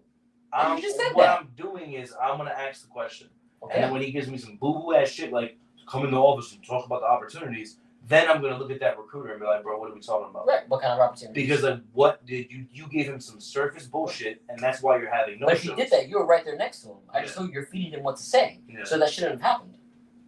True. In that example. Yeah. In another example, you're not in the office because you're out AC with one of your other brains, and he's in the office by himself. I get that. Then you come back to the office. Hey, so who's the appointment you said you called? Oh, I called this kid. All right, bet. Let me go to give him a call right now. All right, listen up, okay? Your speakerphone. Hey, Johnny, how you doing? Yeah, it's Gunny John with the Marines. I'm the station commander over here for RSS Middlesex. How's it going? Oh, pretty good. Hey, listen, I know you got an appointment here with Sergeant Bennett for tomorrow. What time is that supposed to be? All right, awesome. Hey, so man, why are you coming in? Oh, opportunities. Interesting. Okay, what kind of opportunities are you interested in? Okay. Oh, cool. You want to be a cop? Oh, that's awesome, man. What got you want to be a cop? So now I'm going to the exploring and make sure he's coming in for the right reasons. Oh, did he talk to you about, veteran's preference? He did. Okay, cool, man. What about veteran's preference interests you? Oh, yeah, top of the list, right? That'd be awesome, wouldn't it? Hey, man, couldn't agree with you more. What else did he talk to you about? Oh, really? You know what? That's great stuff. I can't wait for you to come in tomorrow and learn about that. I'm doing that, confirm, with the recruiter, right? Mm-hmm. I got you. Maybe the kid is not giving me that. Well, I don't know. You just said, come in. Okay, well, why are you coming in? I don't really know. You just said options. Okay, big time. Well, what do you got going on in your life right now? Now I'm going through and I'm ready to explore, right? Yeah. And do the training side of it all there. Yeah. At the end of the day, though, what just happened with that phone call? I just confirmed it. It's not the same thing. But it's the same thing. It's the same thing. How you do it and how you want to verbalize it is different. Okay. Now the question becomes: do I need to validate every single appointment that my recruiter sets? Do I need to? No. I believe, based off the recruiter, you should validate based off of who needs to be validated. If I have a recruiter who's coming in a bunch of no-shows, I'm going to validate the hell out of his freaking appointments. Yeah. Right? Because they're no-shows. I want to know what's going on in the conversation. Let me see the pack card. What does he have on the pack card? Oh, pack card's blank? Yeah, definitely a no-show. Right? So, I can see if the kid's going to be a no-show before the kid even comes in, before I can have to call the kid. So if a recruiter is having a lot of no-shows, and I'm not going through and trying to validate his appointments, then what am I doing as staff? So I see. If I have a recruiter who's got appointments coming in left and right, and I'm not validating his appointments, do I need to validate all his appointments? Probably not. I probably don't need to validate all his appointments. Will I? Probably not. Unless I'm being told to. If I'm being told you're going to validate appointments, I'm going to freaking validate appointments because I'm being told to, right? So if again, I should know my Marines in the office, right? It goes back to what we said earlier from 18 up to 2200 and everything like that. What are my Marines doing within that time frame? If I'm guiding my Marines and I'm in my Marines, not micromanaging them, but I'm there to assist them as they need help, then I should know what's going on and why an appointment is or isn't coming in, or who doesn't have an appointment and why they don't have an appointment. And then if I allow them to come in the next day without an appointment, it's because I allowed them. I've had Marines who didn't have appointments the next day. Many times. I've had a Marine who didn't have an appointment for like nearly a week. Yeah. I was okay with it. I wasn't okay with the fact that he had no appointments. Obviously, I didn't like that. However, I was okay because I could see the effort and what was going on, and knew that he was still new and we're training through and trying to get him better. We're trying to develop it. And I didn't excuse it though. I'm glad that you brought that up though, because and I still had to go home by like 9 o'clock, 10 o'clock the latest. But that's the thing though, is like that's what I like about that you brought that up, is because a lot of people forget the fact that like you have recruiters that are brand new that don't know what the fuck they're doing, and now they're being held to the fire of like, oh, you can't go home until you have 2. Yeah. And it's like I can't even get 1. Yeah. And it's like, bro, can we like have some like leg room here? Like, can I learn how to do this? Yeah. Because like, and it was something that I talked to another recruiter about before. I think it was Torres. He just got off the duty. Yeah. And he was like, bro, the hardest thing for me was coming out on this duty and not knowing anything. Yeah. And he was like, I went from being, and this is something that nobody talks about. Nobody talks about that. Like and especially if you're coming out here as staff sergeant or gunny, you're in your career at this time, 12, 13 years. Yeah. And you're the master of your MOS. And now for the first time, you're a glorified Lance Corporal. Yeah, you're a PhD coming out. And you don't know anything about this MOS, but you're expected to know about this MOS. Yeah. And it's like, but the expectations that we're putting on them is fucking asinine. So yes, there's 2 things there, right? I've come out here, I've had, let's say 4 years of experience. I came out here, I have 4 years of Marine Corps experience, so not a lot, right? So 4 years of experience, and then you're also a Marine, right? Yeah. So if I take away your knowledge in the MOS, because you went to VRC, and then now you're out here, and you're going to be trained PAR and all that stuff, right? You're going to be trained that other stuff right there. I'm going to take that away for a second, okay? Yeah. That's just one of the 3 elements that I'm worried about. Yeah. Your experience in the Marine Corps, and then just the Marine Corps itself, and now the training that's needed. You can still be successful. Correction. You can still come close to being successful, or you can still be decent with just having those 2 things. Want to know why I know that? You know why. Why? If I just have a little bit of Marine Corps experience and I just have Marine Corps as there, how is it that I can still be successful without having BRC? Because and now mind you, I know where you're going, and I agree with you, because as Marines we adapt and we overcome and we make mission. Arana always used to say that shit. Yeah. He was like, bro, I can't fail because I am a star. I used to ask him.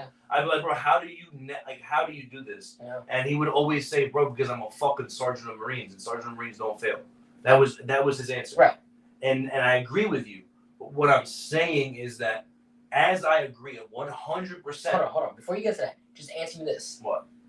Who is my example of having just a Marine Corps experience and the Marine Corps as their backbone? An RA, a recruit assistant. I have a private, a PFC, a Lance Corporal that comes out on RA, and they still go out there and they somehow get contacts and set appointments and everything like that. So then my point to that is that, that's my simple point. I have someone who's not school trained, who's not even like BRC trained or anything trained, who still has the initiative and the integrity to go out there and make things happen.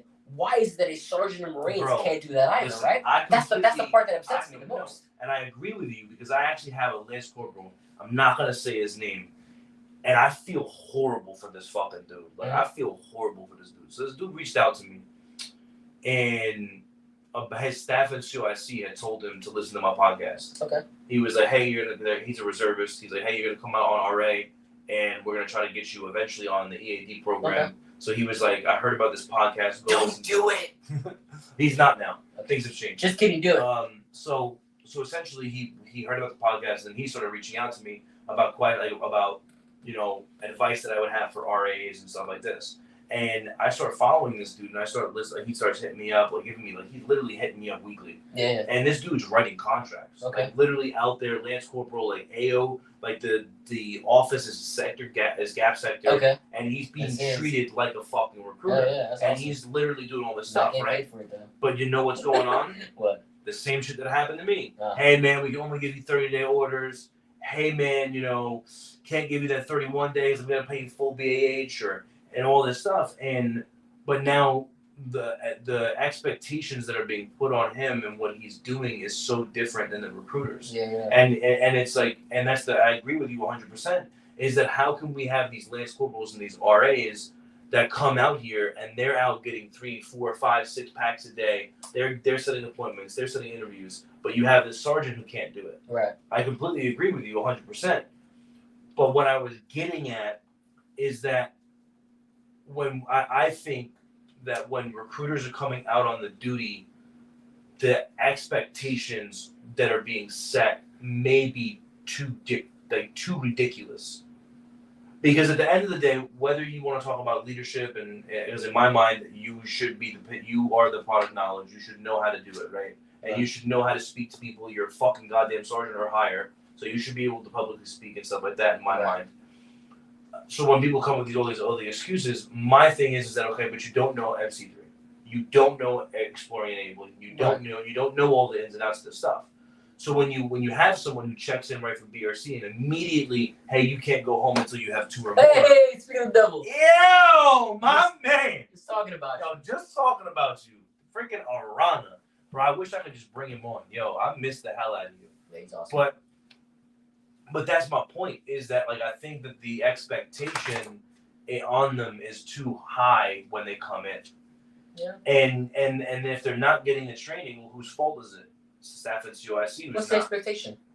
Like immediately, like in my mind, this whole thing that happens across, I would say across MCRIC, is, hey man, in order for you to go home, you have to have 2 for tomorrow. That is such a fucking unrealistic thing. It needs to just be washed away. Because you know as well as I do, in all of your time of being on Marine Corps recruiting duty, you have never had 2 for tomorrow every single day. No.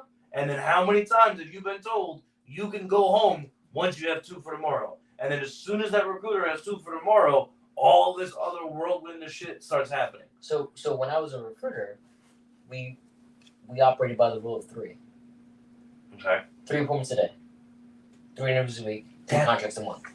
Now you say like, man, like 3 appointments a day, that was the expectation. Now just because there was an expectation doesn't mean it was met every single day.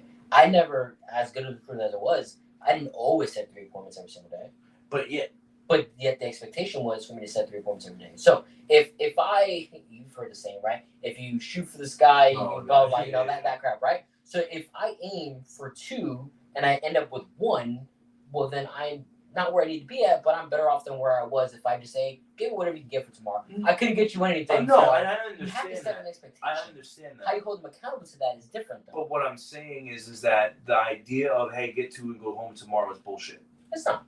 It's bullshit. I don't agree. It's bullshit. I think that's because it's just something that you say. It just becomes something that you say. Unless you're literally, like you've talked about before, and I'm not talking about you specifically. Yeah. I'm saying that people just say that. Like, hey, boss, what do you need from me? I'll get you tomorrow, you can go home. Yeah, I agree that sometimes it could just be said. Now, that becomes the backbone of the Staff Sergeant C for when they say, yeah, go ahead and go home. I mean, Staff Sergeant Jack Canada being an example, and I think I spoke about him before, to where, like, there was a time where he had set 2 appointments the next day and had an interview that day, and I was like, all right, cool, like, you're good, bounce. He's like, no, I'm going to stick around and help out one of the guys. So I was like, all right, cool. But see, that's what I think. Awesome. That's what I think doesn't happen. That's a different well, again, I want to say it doesn't happen, right? I guess we could say, in a more literal sense of it probably doesn't happen as often as we'd like for it to happen. Yeah. So how do we have a station commander who has a backbone to go to releases a Marine? I think it depends on your RSS, how your RSS is doing, who that Marine is that set that appointment. Are those appointments confirmed to however you want to decide to want to confirm it? Were you there on it, whatever, however you want to skin that cat. But how do we just release someone for 2 appointments, right? Do they leave at 12 o'clock? Do they leave at 1600? What time? What do they still have left to do throughout that day, right? So I think it's a position that we put ourselves in, a corner we back ourselves into when we say, hey, you get 2 for tomorrow, you're good to go, right? So again, an expectation. Hey, listen, work on setting 2 for tomorrow. Try to hit as much of your objectives as you possibly can. Biggest goal there is to friggin' set as many appointments as you can, right? From there, that Marine now knows. You now can say, hey, what do you got? Oh, I got 2. All right, bet, what else you got going on? Oh, I got a kid coming in, in 2 hours. All right, cool, man. Hey, after that kid comes in, you're good to bounce, right? So without setting an expectation of, hey, you said 2, you go home, the expectation should be, hey, you said 2, and then we'll have that conversation at that point in time on what else is going on, and if you can, then you can. Yeah. You know what I'm saying? If you have 2 and it's 2,200 a night and you're still in the office, well, then you as a recruiter should stand up and say, hey, I got 2 for tomorrow. What else do you want from me? But then now you have a recruiter who might not even say that either, right? So you have a lot of people in this duty that talks about communication that don't communicate. Agreed. So again, like, you'll have people complain all day long because everyone's going to complain in some way, shape, or form. Yeah. Oh, my staff doesn't let me do this, blah, blah, blah. Well, have you asked to do that? 1. 2, if you do that, is it going to help you become successful and get what you need? Maybe. All right, well, cool, try it. Oh, it didn't work out? Well, guess what you're not doing next time? That. You know what I'm saying? So it's like, each Marine should be responsible for their own decisions since it is an independent duty, and that it should be backed against the Staff SIC, looking it over, make sure it makes sense and is a sound, reasonable plan.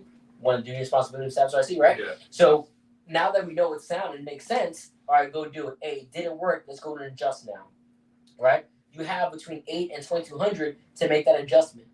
If at 1,600, I feel that I should let my Marine go because he's done everything he needs to do, she's done everything she needs to do between that time frame, then that's on me to let him go. I get a call at 1,700 from my CEO, my command group, whatever, and say, hey, what's going on in the Marines? Oh, this Marine's doing this Marine's doing that, this Marine's doing that. Oh, I let this Marine go because they got this done, blah, blah, blah. If I can't have the backbone and the fortitude to stand up to why I said everything that I said, then I shouldn't be a station commander. Yeah. No, and again, that brings us back to that. Right. But I also think that that's a huge part of what's going on is that Marines don't care about making mission because they don't care about their staff in Sncioc. Yeah, that's the sad part. I mean, like that's what it is. Like there's no a lot of Marines don't care about making mission because not even about being liked, right? Like we've had that conversation. But it's like, okay, well, are you going to bat for your Marines? See, I think that's sad though, right? If you think about it, it's sad because you not making mission is sure it affects your Staff SIC, but more so it affects your Marines to your left and your right in the office. Oh, I it's like you don't care about Staff SIC, that's fine. I mean, for me, I don't care about Staff SIC either. Yeah. I feel like the Staff SIC is irrelevant to the Marines in the office. Everyone in the office should work for each other. Agreed. And they should do what they can for each other, not for the Staff SIC, because that person's going to leave and someone else is going to take over. So that person is irrelevant. And that's what I tell everybody I talk to. And that's what I told my Marine too. Like, listen, don't worry about me. Yeah. You focus on what can I do to help you become successful so like that everyone else around you is successful and then we're all happy. Because our quality of life is dependent upon how you guys want to work, not how I force you to work. Yeah. Because then we won't have a quality of life. No, and I agree. You know what I mean? I agree with you because, that's like when, Gunny Devil Dog Brown said to me, when I wrote my 1-0 that I wrote, he literally looked at me and he was like, who are you working for? Yeah. And I was like, my Gunny. Like, what do you mean? Yeah. Like, he was like, no, motherfucker, work for you. Yeah. And then once he told me that, I was like, this dude's not wrong. Yeah. And that's the thing is that a lot of these offices, they don't care about the Marine to the left or the right of them. Yeah. And it's not about, it's not about the staff and stuff. Because like you said, that guy's going to get fired or he's going to move on or he's going to become a 12 and go somewhere else. Right. At the end of the day, it's what is this office doing for one another? And but what I'm saying is that like I think that, and again, I don't agree with the what's in it for me thing because in my mind, it's your fucking job. Like in my mind, that's where all of this ends. Yeah. Is that this is your job for the next 36 months? Fucking do it, and that's it. That's simple. But unfortunately, it's not. There's complications. There's complications, and there's other people who have issues with, well, why am I treated this way, or why am I? And that's the purpose of the podcast is really to talk about those things. So one of the questions that I have is, how do we hold, like, how do you hold the recruiter? Like, what do you do when you have a recruiter who just fucking sucks? Okay. Horrible. Doesn't write contracts. Does nothing. GOS, good of service. But why is it so? Is it? Here's a question for you: is it hard to do that? It is. It is because we don't do the right thing to document. That's the reason why. The hardest thing to do is GOS someone if we don't document things appropriately and everything like that. Yeah. I mean, do I think that's a good idea? How do you what? How do you? I mean, why do we GOS somebody, right? I don't think we should. I think the better torture is to keep him out here, right? Make him suffer, right? Make him suffer. Like, oh, he sucks. All right, cool. Don't move him up somewhere. Keep him here. Make him suffer. Keep him out. Listen, that's a whole different conversation when I get into that. But like, I'm like, in my mind, I just gotta say it. The dude sucks. I'm gonna put him at Mets. Yeah. The dude sucks. I'm gonna make him the fucking pool coordinator. Or OSA or something like that. Like, listen, I bro, obviously I my don't, man, I don't agree. Yeah, my man didn't write contracts for 7 months. You know what? We're gonna put him as the pool it's a coordinator. bad look.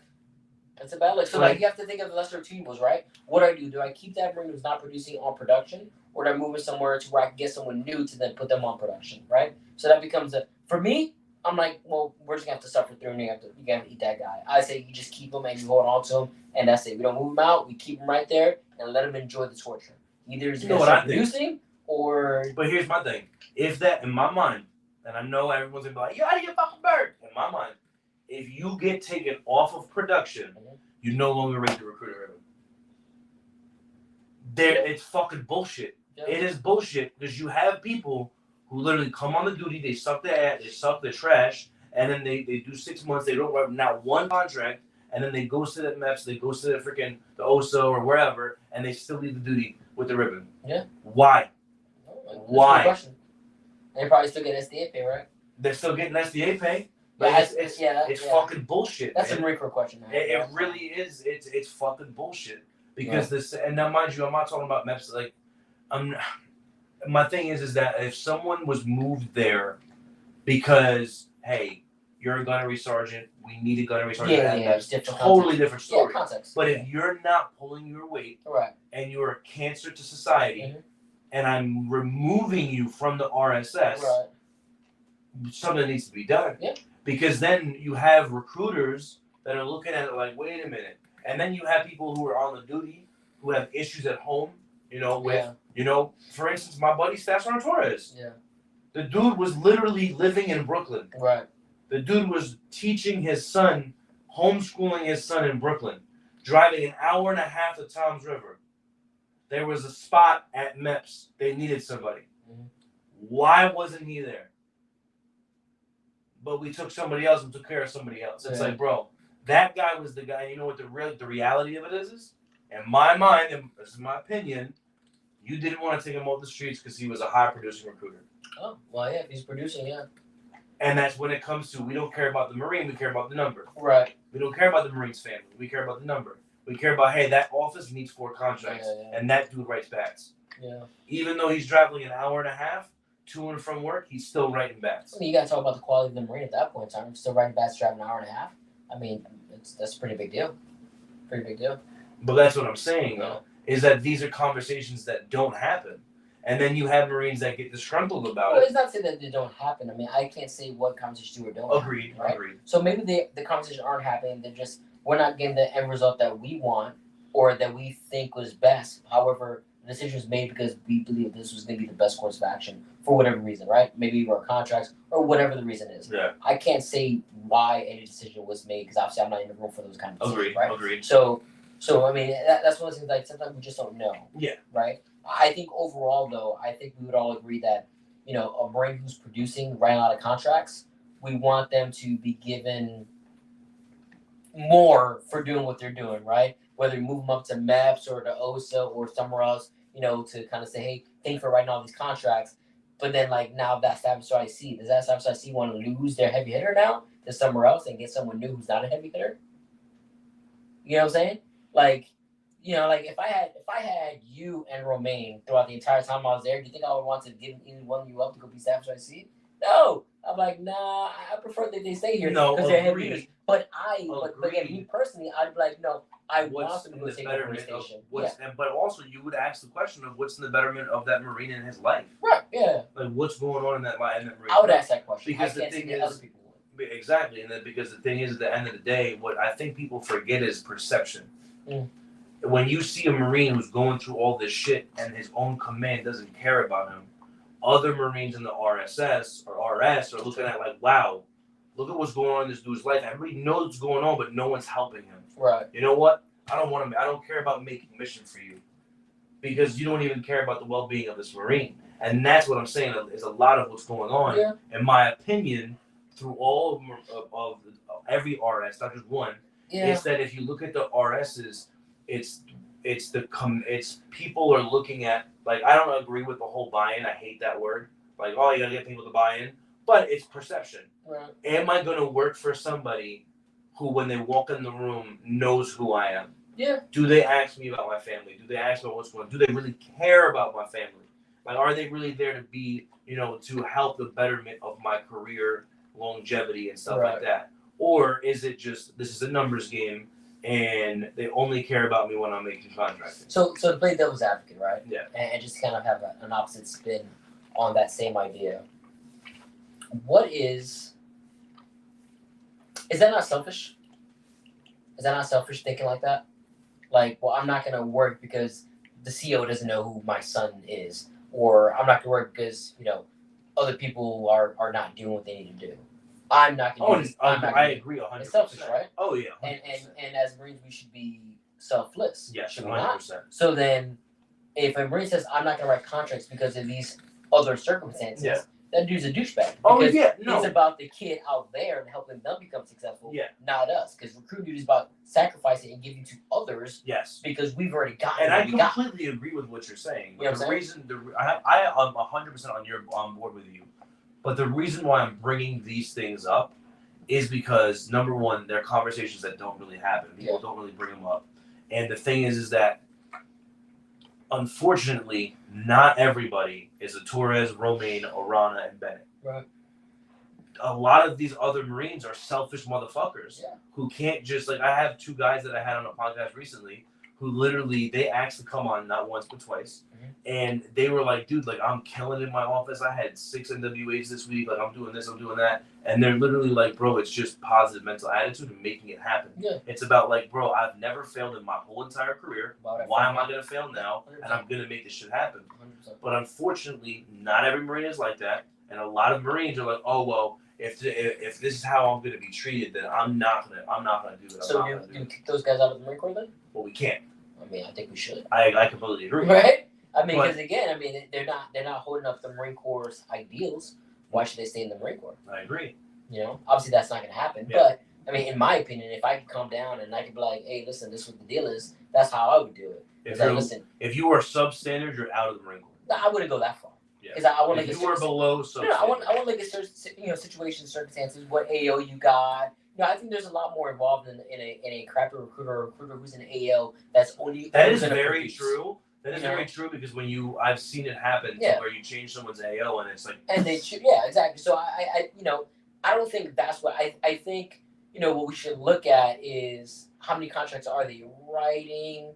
Are they quality contracts? How are they producing as far as prospecting wise? Their attitude, how they look in a uniform. I think there's a lot of different things that come together. A lot of different things. Too many things that come together to easily just say, kick that Marine out, right? Yeah. So that's why I would say, as I said, I would love to do that. I don't think we can. Because there's just so many things to look at. What's going on in the dude's life. So many different circumstances, situations, just like there are for kids out there, that we have to look at for each individual Marine as there are on this duty, because things change. So can we kick those guys out? No. Should we kick those guys out? Yeah, absolutely. But there's no metric. And if we try to say, we're going to do it by who's substandard, I think for some, that's an unfair metric. Yeah. Because of the AO and who else you're going. Exactly. There's just too many things to go off of that. So it really becomes like, how do we do it? I don't know. I think the way we do that is by going back to what we were talking about earlier today, right? Training, providing them training, make sure we document all those different things. Give them a baseline for what time they're going to be here to there, what the expectations are throughout those days, and all that stuff. And everything put together should help give us a picture on whether or not that Marine can be successful. And they have to have the desire to want to be successful. I can't force that into someone. Said buy-in, perception, all that stuff. But if the Marine says, I'm not going to work because the CO doesn't care about me, the kid's an idiot. The Marine's an idiot. You shouldn't care if the CO does or doesn't care about you. You should care about helping that young man or young lady on the street right now become successful. That's what your focus should be. No, everything else legit will work out. If you go up there and write all the contracts you want, things are going to work out in some way, shape, or form. That you're going to help someone become successful, and somewhere down the road, it's all going to come back and it's going to be paid back towards you. Maybe not in your current command, but somewhere else down the road. It's going to work out for you. I promise you. But if you go out there thinking like, I'm not going to do it because everyone else around me sucks, then you're going to reap what you sow at that point in time. So, what is your opinion on? I'll plead the fifth. No, I'm kidding. Go ahead. What is you might want to plead the fifth, I don't know. What is your opinion on the fact that you can now be a staff NCOIC for 6 months and become an 8412? So I'm not gonna lie, I didn't know that. Yeah. I thought it was still a year. No, or am I wrong? No, it was 6 months. Oh, okay. I didn't know that. I thought you had to be a staff CIC or have staff CIC number for a year in order to put it in the package. And the package still has to get approved. So I can still request to become an 8412. I still have to get approved to become an 8412. So I think that's kind of like where they kind of do the check. So to answer your question, in my opinion, I mean, I think the biggest way to know if someone should become an 8412, in my opinion, is to be placed in more than one station. Right? You go into your first station, you do successfully in your first station, they send you somewhere else that's struggling. I want to see how you handle a struggle. Because if you've only been in good stations and you've only ran good stations, when you get to a hard station and you have to struggle at that hard station, you're really going to have to question, like, do I actually want to do this? Because that's what you are as an 8412, right? You're a firefighter. You go into an office that's struggling, you should be help them, to help them turn around the next, 90 days. Yeah. So I think I think that should be the big testament of before any 8412 package should be submitted for an individual, how many stations have they ran?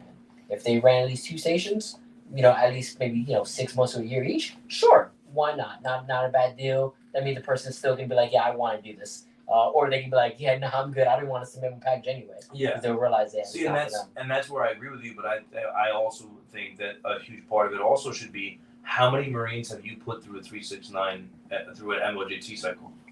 How many have I? No, like part of the package. Oh, okay. Like literally, part of the question should be how many Marines have you gone through MOJT? Well, that's not an unfair thing. Because what if I get to a station and I'm recruiting that station, and I get to a station and we have all new Marines when I get there as a recruiter.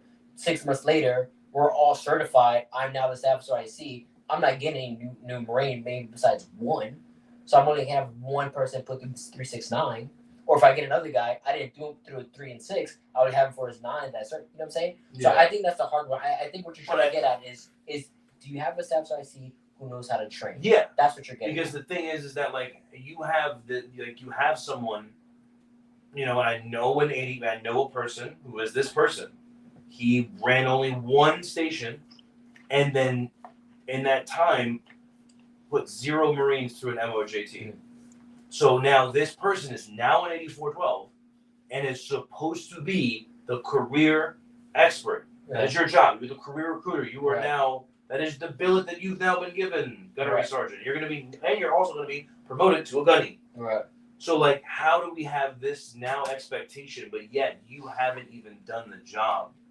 Well, I mean, and that's why again this goes back to the whole training piece on why I think a huge part of why the Marine Corps is where it is right now is due to the lack of training and the lack of creation of quality 8412s. Is because like you said, how can you go run an RSS for a year and a half? And now mind you, you were a recruiter there for 2 years, then you were a staff NCOIC there for 2 years, and you were successful. Well, you've never been anywhere else. Right. So how do we know you're going to be successful anywhere else? Yeah, it's a good question. I don't know. And then what does your training look like? Yeah. Have you even ever trained? Do you train at the staff NCOIC course? Do you get up and train at all hands? Right. And that's what I'm saying is that I think that this whole entire if you go on the Marine Corps website right now, there's a tab for recruiting duty. Mm-hmm. And I think what because of how bad recruiting duty is hurting is that it's not about quality 12s being created, it's about 12s being created. Mm-hmm. We need them. So then think about it, when someone's like, yeah, I'll be a 12, what happens immediately? Oh, we'll take care of them. We're going to change, your mission letter. We're going to change your shipping. Oh, we're going to fix this. We're going to fix this. That doesn't happen. It doesn't happen. Never in a world. Yeah. But maybe it does, right? But the reality of it is that people say these things, and as soon as someone says, oh, I want to be a 12, right. Now things change. And it's like, why are we creating people that legitimately want to be 12s or no? I think the real change comes after the person says they don't want to be a 12 anymore. When they say they don't want to be a 12 anymore, what happens at that point in time, right? But see, that's what I find fucked up, and I'll be completely honest. Because there's a Marine out there that I know who said, oh, I want to be an 8412, and then as soon as they said, no, actually, I'm good, the person went to MEPS. Mm. So now you get to chill at MEPS for an entire year because now you don't want to be a 12? No. You're going back to the streets. Right. Hey, Devil Dog, you extended a whole nother year out here. Get back on that APR, baby. Let's go. Yeah. You were a successful, quote unquote, staff at CO. You're going to be 8412. Guess what? You should be an A gunner somewhere because you have the skill. Right. Why would I put you back at MEPS? Yeah, I mean, and then again, perception. Everybody looks at it like, wow. All I got to do is say I want to be a 12 and then drop my pack, and I can just go be.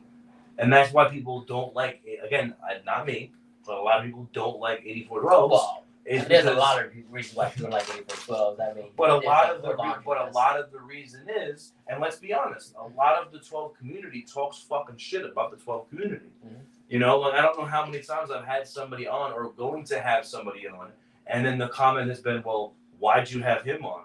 Who the fuck are they?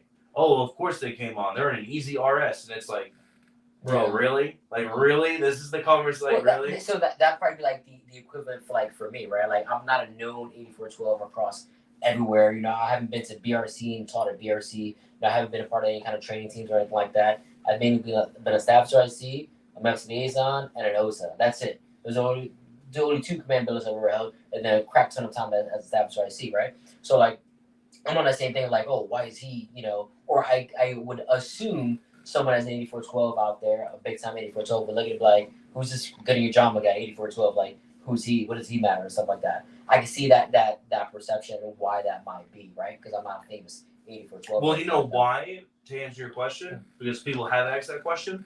The reason why I love having you on, and I've had other 8412s on, like Master Sergeant LeBron, who just came on recently, is, and I said this to him, is because the reason why you're comfortable with coming on, and correct me if I'm wrong, is because you are you. You are the same person off this camera, and when you go back to the streets of RS in New Jersey, any Marine that you see who watches these episodes isn't going to be like, yo, that dude's a fucking liar. That's not how he acts. Other people live multiple lives, and they know that if they came on a public forum, people would be like, bro, that's not who the fuck he is. That's not the Gunny I know. And they know that they would be called out, and immediately they'd be like, bro, it's not you, bro. And that's the reality of it. And even like, you know, this one of the people that I'm going to have on, when I had asked him, he reached out to me, and he was like, and I said, oh, why are you reaching out to me? I was like, you know, because I've had a lot of 8412s tell me they won't come on. Yeah. And he was like, well, why did they say that? I was like, they didn't tell me. They just didn't tell me.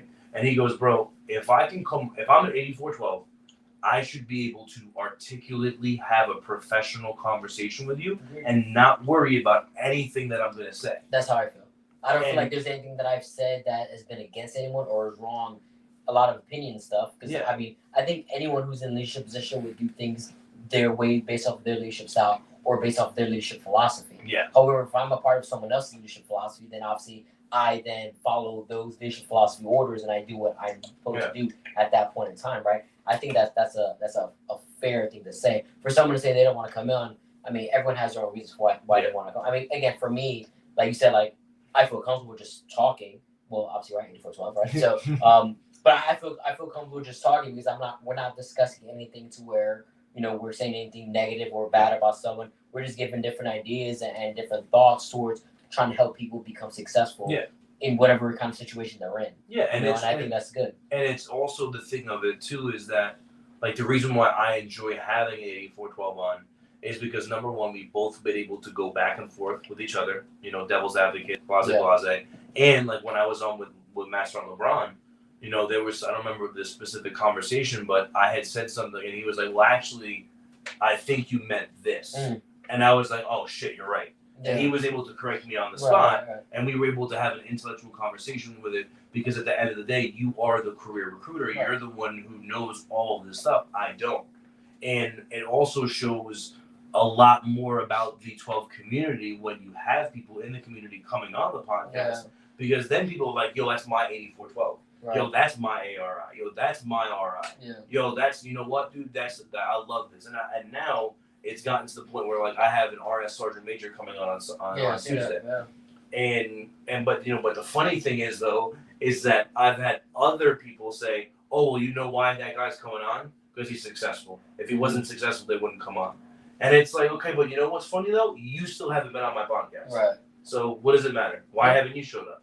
Yeah, true. You know what I mean? And that's the thing about it is that, like, you know, I never started this for any other reason but to help people, Right. and to open up conversations and to have conversations about the duty, because they're conversations that aren't being had. And if they are, maybe they're just in rooms that no one knows about. Right. And and a lot of people just gain a lot from these conversations. Like, how do I do this? So I guess kind of like my last question would just be, right now, what's some of the stuff, like, I know that navigating the Marine Corps recruiting duty right now is ridiculously different than it has been. Yeah. So, like, what are some things that are being done to help mitigate that, like M-Roads or this thing I have no idea, Genesis. Yeah. Like, I don't even know what the hell that is. Yeah, like, what are some things that you're seeing that are working that maybe you could give as advice, like, okay, this has worked, or I've seen this work, or like any kind of advice towards that? Yeah, so what I'm going to say, I'm probably going to get a lot of people who will be mad at me about this. And it's not going to be something that people are going to want to hear. Okay. To mitigate, the whole road genesis process and everything like that, or to make it better, or I guess to make your life better. I already know what you're gonna say. What do you think I'm gonna say? I already know what you're gonna say. Tell me. No. Say it. You're gonna say exactly what I agree with, and what the same Master Gunnery Sergeant that I had the conversation with, he said. What did he say? Find more applicants. Prospect more. I'm sorry. I hate to say it, and I don't want to be that guy, but I have to be that guy because there's a new system coming in place that you just cannot get around. Yeah. And the only way to get around it and to help you become successful is to find more people and talk to more people. That is it. There's nothing else you can do. Nothing else. Because your sales ratio, your closing ratio, they're gonna jump. And I don't know anything because I don't talk to anyone, at Make-Work or anything like that. But I feel, in my opinion, based off of what I've seen, I think we're gonna have to reevaluate what a SOE is, reevaluate what a sales ratio is. Standard effectiveness. What a sales ratio is, what a closing ratio is, what a processing ratio is. What we used to look at before was like a 1.5 to 1 processing ratio, like ooh, a 1 to 1 processing ratio, like heck yeah. Sales ratio, closing ratio. What we used to look at those before as like cool. The contract chain. All of that is now going to expand, and it's gonna. I don't know for sure, but probably gonna triple from what it was. I mean, we got a pretty good idea of M-Roads, what's gonna happen. Yeah. And again, I'm not in the ins and the outs of the whole Genesis program. Yeah. I could be wrong here. From what I've been made aware of, what Genesis is, medical records are available, and as soon as I put your name in and we pull, we're gonna pull all your medical records. So again, that's just gonna make things a little more complicated because everybody has something wrong with them nowadays. Everybody. Yeah. Everybody's got this. Again, the way medical insurance works and everything like that, you kind of have no choice, So it's gonna be a different world that recruiting is gonna be in, and the only way to make that world a little bit better is to prospect more. Yeah. And just get out there and talk to more people, especially when the stuff we're talking about earlier, crypto, Bitcoin, all these different things that all these kids believe have things to make them become successful and everything like that. We're starting to try to find a way in between there to show them how the Marine Corps is going to be the one thing that's going to help set them apart from the peers and help them become successful, or at least accomplish whatever goals they're looking to accomplish on the road. And if they don't find that need or are not able to explore those needs and then enable those needs, then yeah, it's going to be a tough sledding for recruiters moving forward once Genesis comes online. So it sounds like what needs to happen is you need to close up the C2C chain as soon as possible. Yeah. And get them, because and that's something like me and Master and LeBron talked about in the last episode. He was like, bro, you know how many times people tell me, oh, I didn't make mission because of M-Roads. Yeah. And then it's like, okay, well then that means that next month they should all be good and you should make mission, right? Yeah. And it's like, oh, well, no, you didn't have that many caught up in M-Roads. You're lying. And that's the thing, is that if you don't have the amount of applicants, no matter what the fuck is going on, it doesn't matter. You're not gonna save yourself. Yeah, this is the age of volume. Well, that's what I'm saying when I talk about like the old school Marine Corps recruiting duty, is that like in my mind a huge part of the reason why we are where we are is because we've allowed excuses to become valuable. Like we've allowed things like, oh, it's COVID, oh, it's FMAM, oh, it's JJazz, oh, it's this. Like, oh, we've now said we've created these things where it's like, you know what, Gunny, I don't have an appointment for tomorrow. It's FMAM.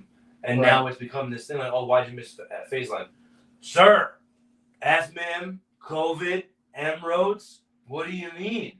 And it's like, well, no, what did you do to mitigate that? And I think that's what's happening is that, again, in my mind, that we're now just allowing excuses to mean something. Yeah. When back in the day, it was like, okay, I don't give a fuck about your excuses. What are you doing? Yeah, but those things didn't exist back then. So I think but there was other issues. there's definitely other issues and everything like that. I mean, it's I hate to Because go now, back and be like, oh, back in my day. no, yeah, Because but back in now, my day was so different than what the guys face now. If I was a recruiter now, if knowing everything that I know, yeah, the only thing that I would do different than I did back then is nothing. Because I would still be prospecting as hard as I possibly could, making all the phone calls. I used to make like 150 TCs, 200 TCs a day, like easy a day, and still said 2-3 AC contacts a day, and looked to set at least 2 to 3 appointments a day. Right, that was always a goal. I was always trying to set appointments for as many as I could in a but day did you? for the days the next and the next and the next and the next. Question for you: when you did that, when you were a recruiter back in, when was this? 2013? 09, no, 09, 10. Okay, so in 2009, McChrist does not exist. Right. Yeah. Okay. So would you say that you found yourself out of the office more, or were you in the office more? Like, would you say that, like, because in my mind, when I remember being, and at this time I just joined the Marine Corps, but when I was on RA, I remember 9 times out of 10, Staff Sergeant Brenton, Staff Sergeant Mendoza, Sergeant Hung, they would be going from the office all day long. They didn't come back. Yeah, because you would have your SNR with you, and you would conduct your TCs, your ACs while out on the road, and there was no reason to come back. Okay. That was the majority of what was going on, right? Yeah. That's what I think is the problem in today. Is that when we're talking about the timing, I think that if people did that and were just mobile offices and didn't continually come back to the office and waste all of this time and traveling and making phone calls like at the office and just did it out there, I feel like you would get so much more done. Because the reason why you were making 200 phone calls is because 9 times out of 10, where were you doing it? In the mall parking lot. I was in the office. Oh, okay. I didn't want to go. I wasn't like a huge ACer. I can AC. Really? Oh, I can AC. Don't get me wrong. I could do it. It wasn't like I can't do it. But it was more like I enjoy TCs more because I could be in one place and contact as many people as I can. And because I was able to speak over the phone, I was able to get as many contacts as I could and set as many appointments as I could as well over the phone. So I enjoyed the phone because I just felt it was more beneficial for me. Is that how you were from the jump, though? Or did you grow into that? No, that's because how I was from the jump. Oh, really? Because for me, it was the opposite. I from the jump loved area canvassing. Right. And then as I got better at my sales skills and my sales techniques, I was like, bro, I can do so much better behind the phone in the office. I don't have to go out there and go get this. A lot of my ACs that I got was from high school visits. I went into my schools and I AC'd the crap while I was in my schools. Yeah. I got AC contacts every now and then when I went to the mall and stuff like that. But majority of my AC contacts were from high school visits. I used to have a stack of AC contacts in my trunk. And I was like, man, I need an AC contact. Boom, I put a couple out. You know what I mean? So but again, you could do that when you're writing, 2s and 3s and 4s, and you're setting appointments every single day and everything like that. Like, you could do that when you're doing those things. So again, I wouldn't change anything from what I mean, when a Marine's like, oh man, I gotta make TCs, I'm like, why do you complain about making TCs? Yeah. Like, just make them. Like, it's not hard to do. You're gonna talk to a lot of parents. I didn't mind talking to parents. You know what I'm saying? So but and going back to what you were saying about the training aspect and the sales experience and that, like, the lack of exploring and enabling, and the lack of needs and motivators, is that a lot of people, when they get that parent, they just hang up with the parent. Oh, okay, I'll call back. But it's like, okay, well, why not speak to the parent? Why not learn? Why not screen the kid out through the parent? Why not get the parent on your side? Right. Because most people are like, oh, no answer. Oh, somebody else. And bro, you're gonna keep calling that house how many times before you get to the kid? So why not attempt to get to the parent? Yeah. No, why not talk to that influencer right now? Yeah. But other people don't have that mentality. No. And it's because they don't have the work ethic a lot of the time. And I agree with the work ethic. I mean, you could train all day long, tie the response to the interest and explore and everything like that. It just is up to the Marine to want to actually go out there and do it. If the Marine wants to go out there and do it, they'll do it. And that's what I'm saying. Like, for me right now, if I was a recruiter, I'd still be successful. Even with all this stuff, it might take me a little bit longer. But because it might take me a little bit longer, I'm going to be a lot more aggressive to do what I can to get all these appointments in and get these commitments, so I can start the process sooner, so that I can eventually get them in a month or two. Bro, and that's like one of the things that I had said on one of these Facebook groups. I was like, shut the fuck up and work. Yeah. And then I said, because there's people out there that are writing 5s and 6s across MIPers. They're there. Even with all this stuff. Like, even with all this shit, while you're saying, oh my god, it's so hard, there's still people out there who are writing 4s and 5s. Now, in those people's defense, I would almost venture a guess to say that a lot of those 5s and 6s were actually maybe 1s and 2s that were written in month, and the rest of them were like B-mens that came No, back, women's that agreed. got approved, Agreed. stuff like that. Agreed, So, 100%. but again, that comes from the work, right? But From exactly, having the thrown work everything you you put got. in, yeah. Yeah, so And that's what I I'm agree. saying is that like while you're making these excuses, and that's why like when I see myself on these Facebook pages, I'm like, bro, in my mind, most of the people that are on these recruiting pages are people that have a horrible APR and that are bitching because they fucking blow. Yeah. Because realistically, if you're a 2.0 recruiter and you're killing it on the streets, you're not fucking complaining about anything. Yeah. You're not. I had when I was on recruiting duty for 4 years, I never found myself on a recruiting website because I had no fucking reason to be. Right, I was too busy. But I was too busy doing my job, Yeah. making money, Yeah. being recruiter of the quarter, being recruiter of the district. But I didn't need any issues Right. because I was doing my job. Right. In my opinion, it's the people who are on these websites Yeah. that are talking about, because like you'll see the other people who will comment like, "Hey, what is your suggestion on this? How do I do this?" And those are people that are actually looking for the help. Right. But then there's the other ones who are like, "Oh, just fucking nobody cares." And it's like, bro, like that's the problem. Yeah. Like that's the problem. Nobody cares. No, you don't care because you're a fucking piece of shit. Right, yeah, exactly. And that's the thing is that like, I just think that a lot of the issues is that it's the poor work ethic. Yeah. And it's just a huge lack of training. And like, what do you think? Like, do you think BRC could be longer, or is it? I don't know. I don't. Honestly, I don't have an opinion on BRC. I don't work there. Mm. If I worked there, I could tell you a little more. Yeah. You know, I went through BRC, Yeah. obviously. True, and so, you haven't been an instructor there. Yeah, so I can't gotta really tell get you if we somebody should on. or shouldn't. You know. Yeah. Get someone from BRC. Yeah, because to me like that's a huge thing. That like, is it enough? Yeah, I Because, can't. like- I can't say. I don't think it's not enough. I think it's exactly what it needs to be because every situation for where everyone's going to be is going to be different. But so that's you can't lump them all into just understanding the basics of what needs to happen is good. And then from there, if I'm in Arkansas as opposed to being in San Diego, we're living two different lifestyles. What are we talking about? Yeah. You know what I'm saying? If I'm in Miami, Florida, and I'm in Alaska, what are we talking about? What are you going to teach me at BRC about Alaska compared to freaking Miami, Florida? area canvassing in Alaska. Yeah, you know what I'm saying? So it's like it's a lot different in that regard. But again, canvassing, recruiting, telephone canvassing, those things are the same thing. Yeah. They're the same thing everywhere you go. You pick up the phone, hey, I mean, speak to Johnny, please. Yeah.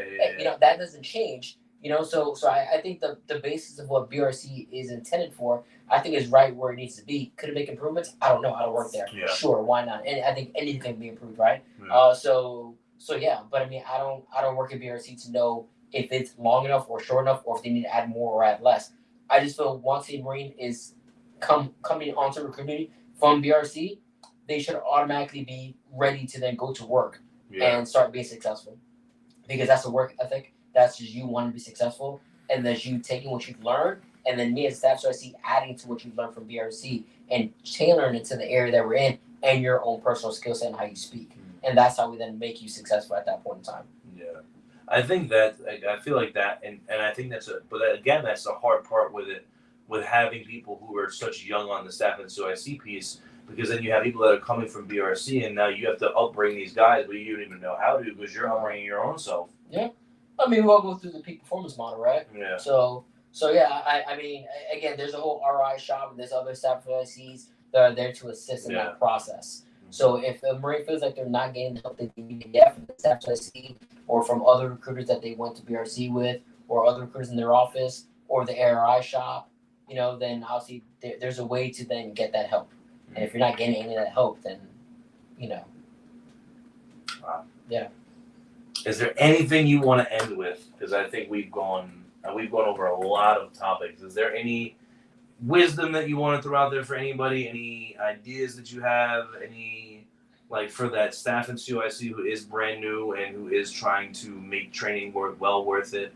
Anything? Yeah, I think everyone trains differently. I'm a big dry erase board trainer, right? I like the dry erase board, like, you know, writing things down.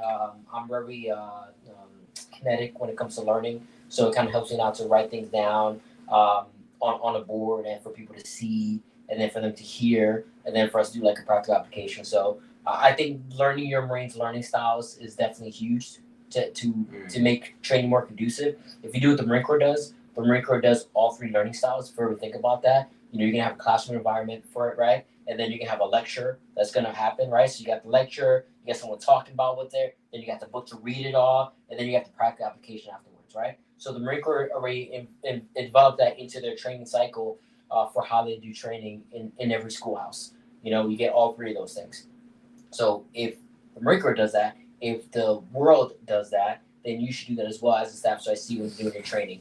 Use all three different learning styles so that you connect with everybody, and then make training relevant to what they're doing, and then also be thinking in advance, right? Like if you're right now in an RSS and you're saying to yourself, man, I need grads. All I need is grads.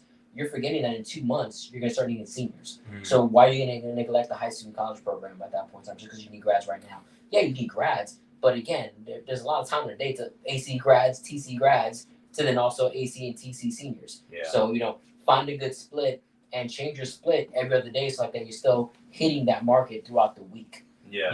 Because it's gonna affect you again in the next 90 days. So I mean. Those are like I guess the biggest things to take away from. Right. I do have a question for you though. Sure. And maybe some other people out there might be wondering, how did the whole Marine rapper relationship start? For those of you guys out there who might be new to this whole thing and kind of what the heck is this all about? EHO and all this stuff, land charts. So how did Marine rapper start? So essentially, what happened was I went out to North Carolina. North Carolina. I went out to North Carolina and I was seeing a couple of friends, Sncioc, Stanley, okay. Morales, getting promoted. So I went out there to promote Sergeant Morales, now Staff Sergeant Morales. And while I was out there, there was a podcast that I had just started listening to, and the creator of the podcast is stationed in North Carolina. Okay. And she's unknown. No one knows what her face looks like because she's still on active duty. So she keeps it unknown to everyone who she is. Yeah. So I had reached out to her and I was like, hey, I know you don't let anyone know who you are, but I was like, I'm going to be in North Carolina. And I put an Instagram notification up that I was going to be in North Carolina if anyone wanted to get together and have lunch. So she ended up meeting me at Twin Peaks. And so I got to meet her and start talking about her podcast and my podcast. And I was just talking to her about other influencers out there. And she was like, oh, you should hit up the Marine rapper. And at the time, I had only heard a couple of his songs. I didn't know, I wasn't a fan of him or anything like that. And she apparently had deployed with him, knew him, grew up, knew him in the Marine Corps. She was he was one of her NCOs when she got in the Marine Corps. Got it. So she was and I was like, yeah, well, he doesn't know me. Why would he answer me? And then she was like, oh, well, he does a live every day. Okay. For 22 minutes for veteran suicide. Huh. And if you go on his live and request to go on with him enough times, eventually he'll see you and he'll be like, oh, okay, and he'll let you on. Okay. So that's what I did. Yeah. So I started following him, and then finally, all of a sudden in October, I was at work and I clicked, I clicked, it asked for an invite or whatever the hell you call it, and I was just looking at it oh, he's not going to answer. And then all of a sudden he answered. And I was like, oh, shit. And my first ever video, I bugged the fuck out. And I'm just like, oh, fuck. I was like, bro, I was listening to your song. And I flipped out. And me and him just started talking. And then he essentially was like, listen, man, if I mess with your rhythm and with who you are as a person, then I have no issue working with you.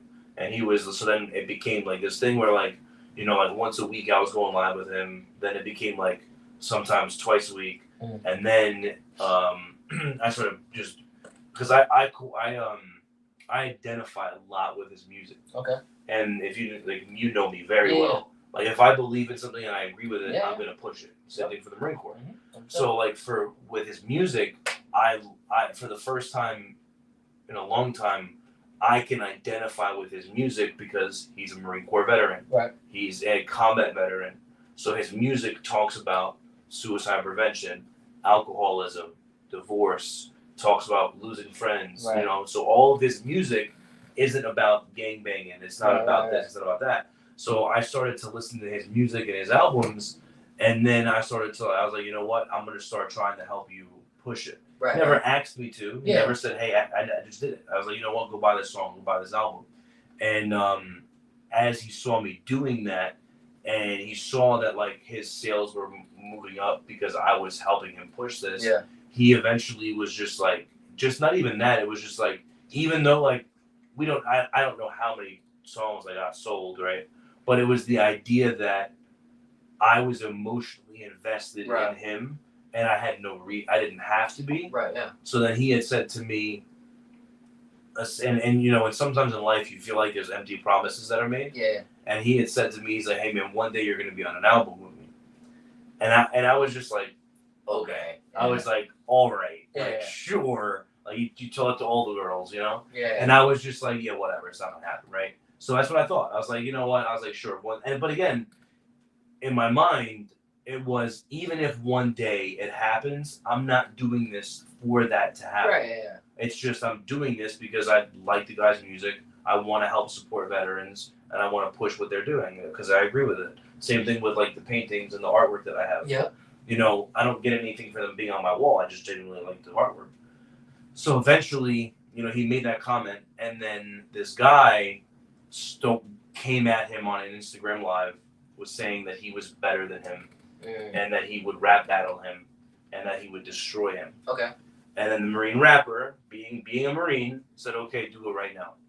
Okay. If you're as good as you say you are, do it right now." Yeah. Like we were on live. What are we waiting for? Yeah. He let him on live.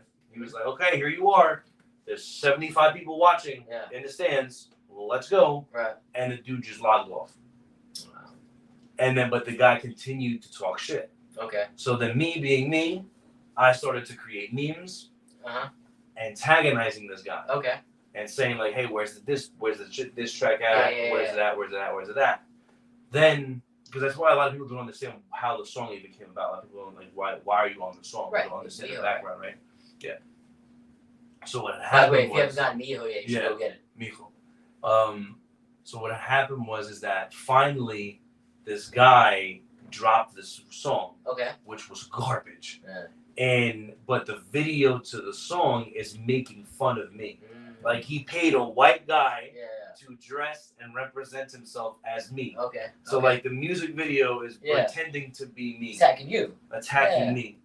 So that when I hit with the memes, so he's getting back. So then what happened was when that happened, and then on top of that, the guy, when he dropped the song, was talking to, and one of the verses in the song says, talking to the Marine rapper, says that you make music for people who slit their wrists. And immediately the Marine rapper was like, bro, nah. He was like, you are not going to talk about veteran suicide. You are not going to talk about my fan base like that and people that I care about. He was like, you're not going to do that. And then that day he reached out to me, he called me, and he was like, hey man, I'm going to make the rap song. I want you to be on it because it's going to be fucking hilarious when we hit the charts on his birthday. And now, mind you, well, he didn't say that part. I didn't know that he was dropping it on this dude's birthday. Okay. So that was the even funnier part, was that he dropped it, and then he called me, like when he told me he wanted me on the song, he was like, hey, I just want you to say Tranquilo Loco. He said, I want you to say, because I was like, well, how am I going to be on it? I don't have a creative mind, and I don't rap, so I was like, how am I going to be on it? He was like, well, you say Tranquilo all the time, because Santana that's how I got it from Santana. So that night I called Santana and I was like, yo, but what am I gonna say? I was like, I was on the phone with Santana for like a half hour. I was like, bro, but like which one? Am I saying Tranquilo Loco? Am I saying Tranquilo Manin? Am I saying Tranquilo Papi? And he was like, well, it depends on the comics of the song. It depends on. So I was like, okay, so you know, Calm Down Crazy is probably better. Okay. So then that's when I did that, and he didn't get it. I sent it to him, but he didn't get it. I didn't notice this. So the next day, I'm on my way to work, and he's like, bro, I need it in 5 minutes or I can't have you on the song. So I was like, bro, what do you mean? I thought I gave it to you last night.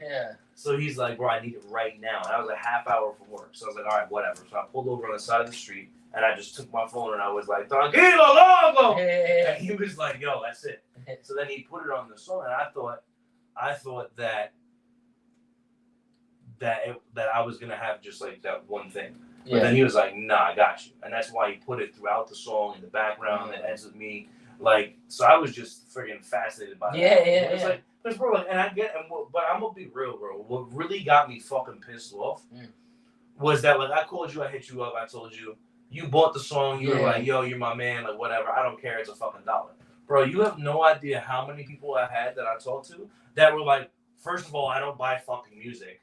And then they were like, and you're not even fucking Latin. Why would I buy? And it's like, bro, it's not even about that. It's the principle. Yeah, it's the idea that, like, I have the ability to do something that I never thought I could. And I'm asking you $1. Yeah. Like, and that's the thing, too, is that, like, and again, like, talking about, like, why I push his stuff so bad is that because in the country in which we live in right now, there's so much division, right? So much division being caused. And this song was created by division. It was someone saying, hey, I'm better than you, causing a divide, right? Yeah. But what this man did was he took a black man and a white man and put them on the Latin Billboard charts at 35. Right. And we're going to talk about division. Yeah. The Marine Corps is the most diverse it gets. And now you have two Marines that have never met one another. Right. Like, we've never met in a room. Yeah. And we came together and are on the Latin billboards because of division. Yeah. And now we've come together because of division. And that's why I fuck with him like that. Yeah. And that's why, like, when I was reaching out to people and I was like, hey, like, listen, you know, I appreciate you did this and that. And they're like, no, I'm not about that. And it's like, and now mind you, it's not about the money. But it's just about the principle of it. Yeah. It's like, I love, like, when people are like, oh, like, when I was going out and telling everybody in RS New Jersey to buy his song, because in my mind, I'm like, okay, we're talking about Marine Corps recruiting. Right. What better to do in New Jersey than to have a #1 billboard on the hip hop charts, and the dude is from Newark. Yeah. He's from Newark. Yeah. Like that, we don't think that matters. And his name is the Marine Rapper. And his name is the Marine Rapper. And all he does is talk about how the Marine Corps is the reason why he's successful. Yeah, exactly. He says, if it wasn't for the Marine Corps, I would be fucking dead. That's professional development right there. But and then on top of that, when that happened, he straight out told me, hey, listen, man, if I go #1, he only went #2. He said, if I go #1, I want to hang the billboard in the RSS, Jersey City. Yeah. But nobody gave a fuck. Yeah. And it's like, bro, it's not about, and that's what, again, and this is what people don't understand, is that, like, I don't understand yet to the magnitude that they do, is how much, like, you don't get a lot of money off of these things. Yeah. So, like, his album that he was #2 on the charts, his album had, like, 15 people featured on it. Okay. So the album sold for $8, but it was divided by all of these people that were on this. So he's not making ridiculous amounts of money. But for him, it was the principle. Right. It was, and that was my thing. It was like, bro, it's the principle to be able to sit here and say that we have a Marine brother. Right. Because we talk about, because what do we talk about recruiting? What do we talk about? Yeah. We talk about community. We talk about, but then once you get out the Marine Corps, fuck you, dude, it's good. Right. And that's the reality of it. Like, this dude's making music for us. He's not making music for any other community but us. And we can't say thank you by buying an album for $10, but you can go buy a $200 pair of shoes, or you can go to Starbucks and buy a $10 latte because you need your caffeine. It's like, those are delicious stuff. No, and you're not wrong. Yeah, I got you. But that's why, like, for me, it's like, and a lot of people, I'm glad that you brought this up because a lot of people have asked me, they're like, yo, why is your Instagram so full of that? Yeah. And it's like, because what I want to do and no one's giving me the ability to do. So I'll bring it up now. So I reached out to this t-shirt company, this veteran-owned t-shirt company today. Okay. And I was like, because one of the things that I've always wanted to do with the podcast is I wanted to wear other people's merchandise. Okay. And so they see it, and they're like, "Oh shit, where'd you get that dude's shirt from?" And I'm like, "Oh, actually, I got it from, Ironclad Resolve, or I got it from, Office Warrior Clothing, right?" But the thing is that, like, I was buying my own shirts from this company, and it's like, well, what the fuck is the woofing for me? Yeah. Besides the fact that I want to, promote veterans, right? Right. But at the end of the day, like, I gotta get paid too. You know what I mean? Yeah. So what I did was, and again, it wasn't intentional. I went out and I said, "Hey, I want to buy, I'm going to give you $50 or however much money your shirts cost, but just ship them to me and don't tell me what they are." Okay. Because I don't want to, because when I do, because a lot of the things I do is I do reaction videos. Okay. To like music videos or to a new song. Like the Marine Rapper yesterday called me and he was like, "Bro, it's 11 o'clock. My song's been out for 4 hours, and you haven't done a reaction video. What the fuck? Yeah. And I was just like, you're right. My bad. But that's now, and that's the thing is that like now people are looking towards these reaction videos, right. like, and because I dive into the music and stuff like that, and I've gotten people like when I got that painting, that was sent to me, that was like literally like I thought, well, no, this one, like I didn't know he was doing this. It was a gift. Okay. Like, I didn't pay for it or anything like that. Yeah. So I did an unveiling of it, and it was like, wow. Yeah. So like when I called the t-shirt company, I was like, listen. If I go online right now and I buy 5 shirts off of your website, I know those 5 shirts are coming to my house. Yeah. So if I do a reaction video, I'm gonna know which ones. I know which ones I bought. Okay. But I was like, but if you send me 5 random shit and I have no idea they're coming, well then I can actually react to it. Okay. Because like I can't stand fake things. Yeah. Like I can't stand candid things. Mm-hmm. Like there's this dude that I follow on Instagram who has thousands of followers, and he's sponsored by all of these different companies, and like he does reaction videos, but they're fucking trash. Okay. And it's like, bro, you like the other day I watched him. He got like six shirts from this company, and he just took them out of the bag and he just dropped them on the table and was like, "Oh, that's a cool one." And I'm like, "That's it? Yeah. That's all we're gonna do here? Like, you're not gonna open it out of the bag, show them like, yo, this is sick, like how they do this and that." Like, but that's what I would do. Right. So like when I started doing that for him, it was just like I want to be able to show people the community side of the house, because we talk about the recruiting aspect, but we don't do anything about the after effect. Right. And we don't, support veterans. And then you have people who are out there, like I had a gunny say to me one time when I was talking about the ring rapper. I had this gunny that literally said to me, he was like, "Bro, what does veteran mean to me anyways? I can throw a rock and hit a veteran business." And I was like, "Wow, gunny." Yeah. Like that pisses me the fuck off. Like, as a Marine, as a veteran, like the fact that you feel that way is fucking mind-boggling to me. Yeah. Like, and that's the thing is like, oh well, anybody could just stamp veteran business, well, but now you're allowing it to not mean anything. Yeah. Like you're the reason why it means nothing to you, because you don't give a fuck. Yeah, but you're gonna make sure you get your veterans discounted. Fucking all people. 100%. Yeah, and that's what I'm saying. It's like that's why like this guy, like these hats that I got. This guy, I went to his bar. He literally went into the merchandise back room and handed me 10 hats, and he was like, "Hey man, do you want these?" And I was like, "Sure." Like he didn't charge me for anything. He was like, "Hey, one veteran to another." He was like, "Go wear it, whatever." And that's it. Like, and that's what I'm saying. Like with the music and with the Marine rapper, is that like I never, and I told him this the other day. I was like, "Bro, I would never in my life have thought that I'd be on a song with you." Yeah. And like, and that was the thing about it. And like, and now it became this thing where like people are mad.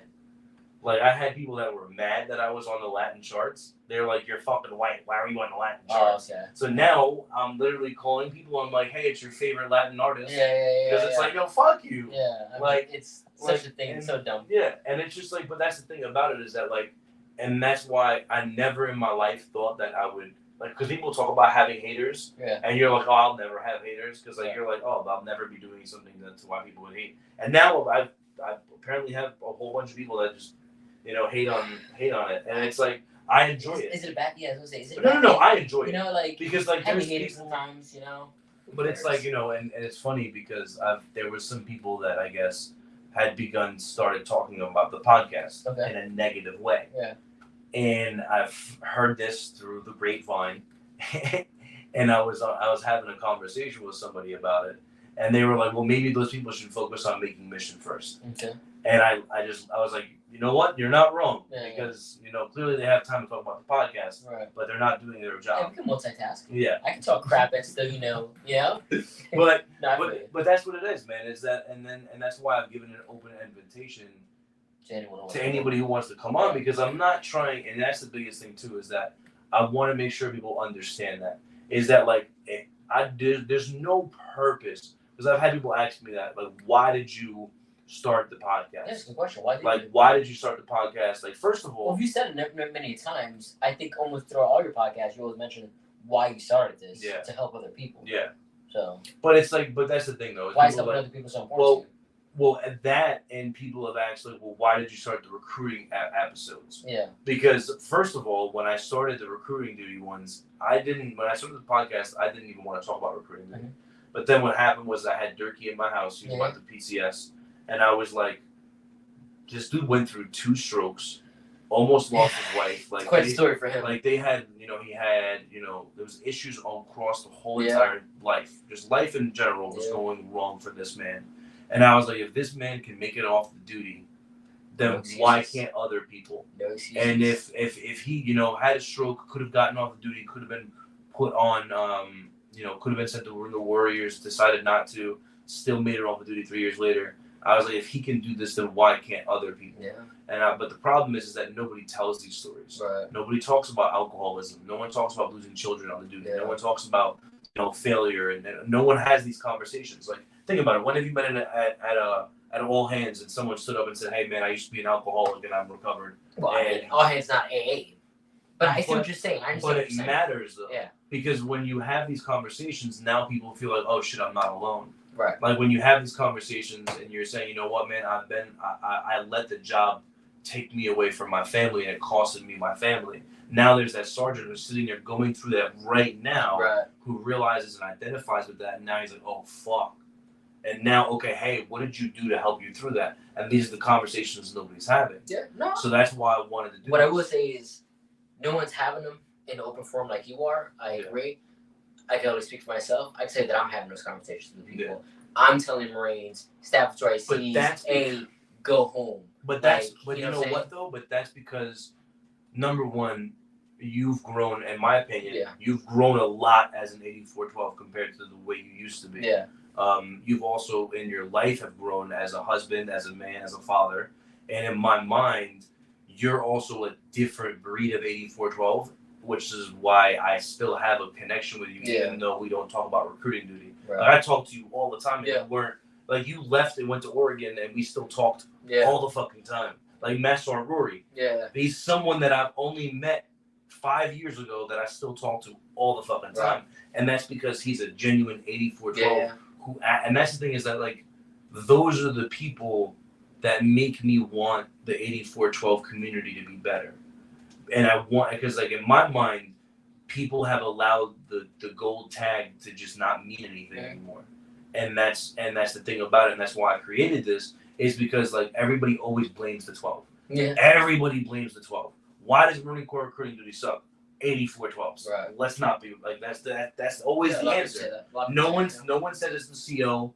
No one say it's the fucking sergeant major. No, it's the 8412 because they're fucking deployment dodgers and fucking blah blah blah. Meanwhile, you have like a fucking an entire rack upon racks. I got you know what I mean? And that's the thing about it is that, like, so what I wanted to do with the recruiting podcast was I wanted to create a place where people talked about, okay, how did you get through the duty? And what did it do for you? Right. And then, and what issues did you have while you were on the duty?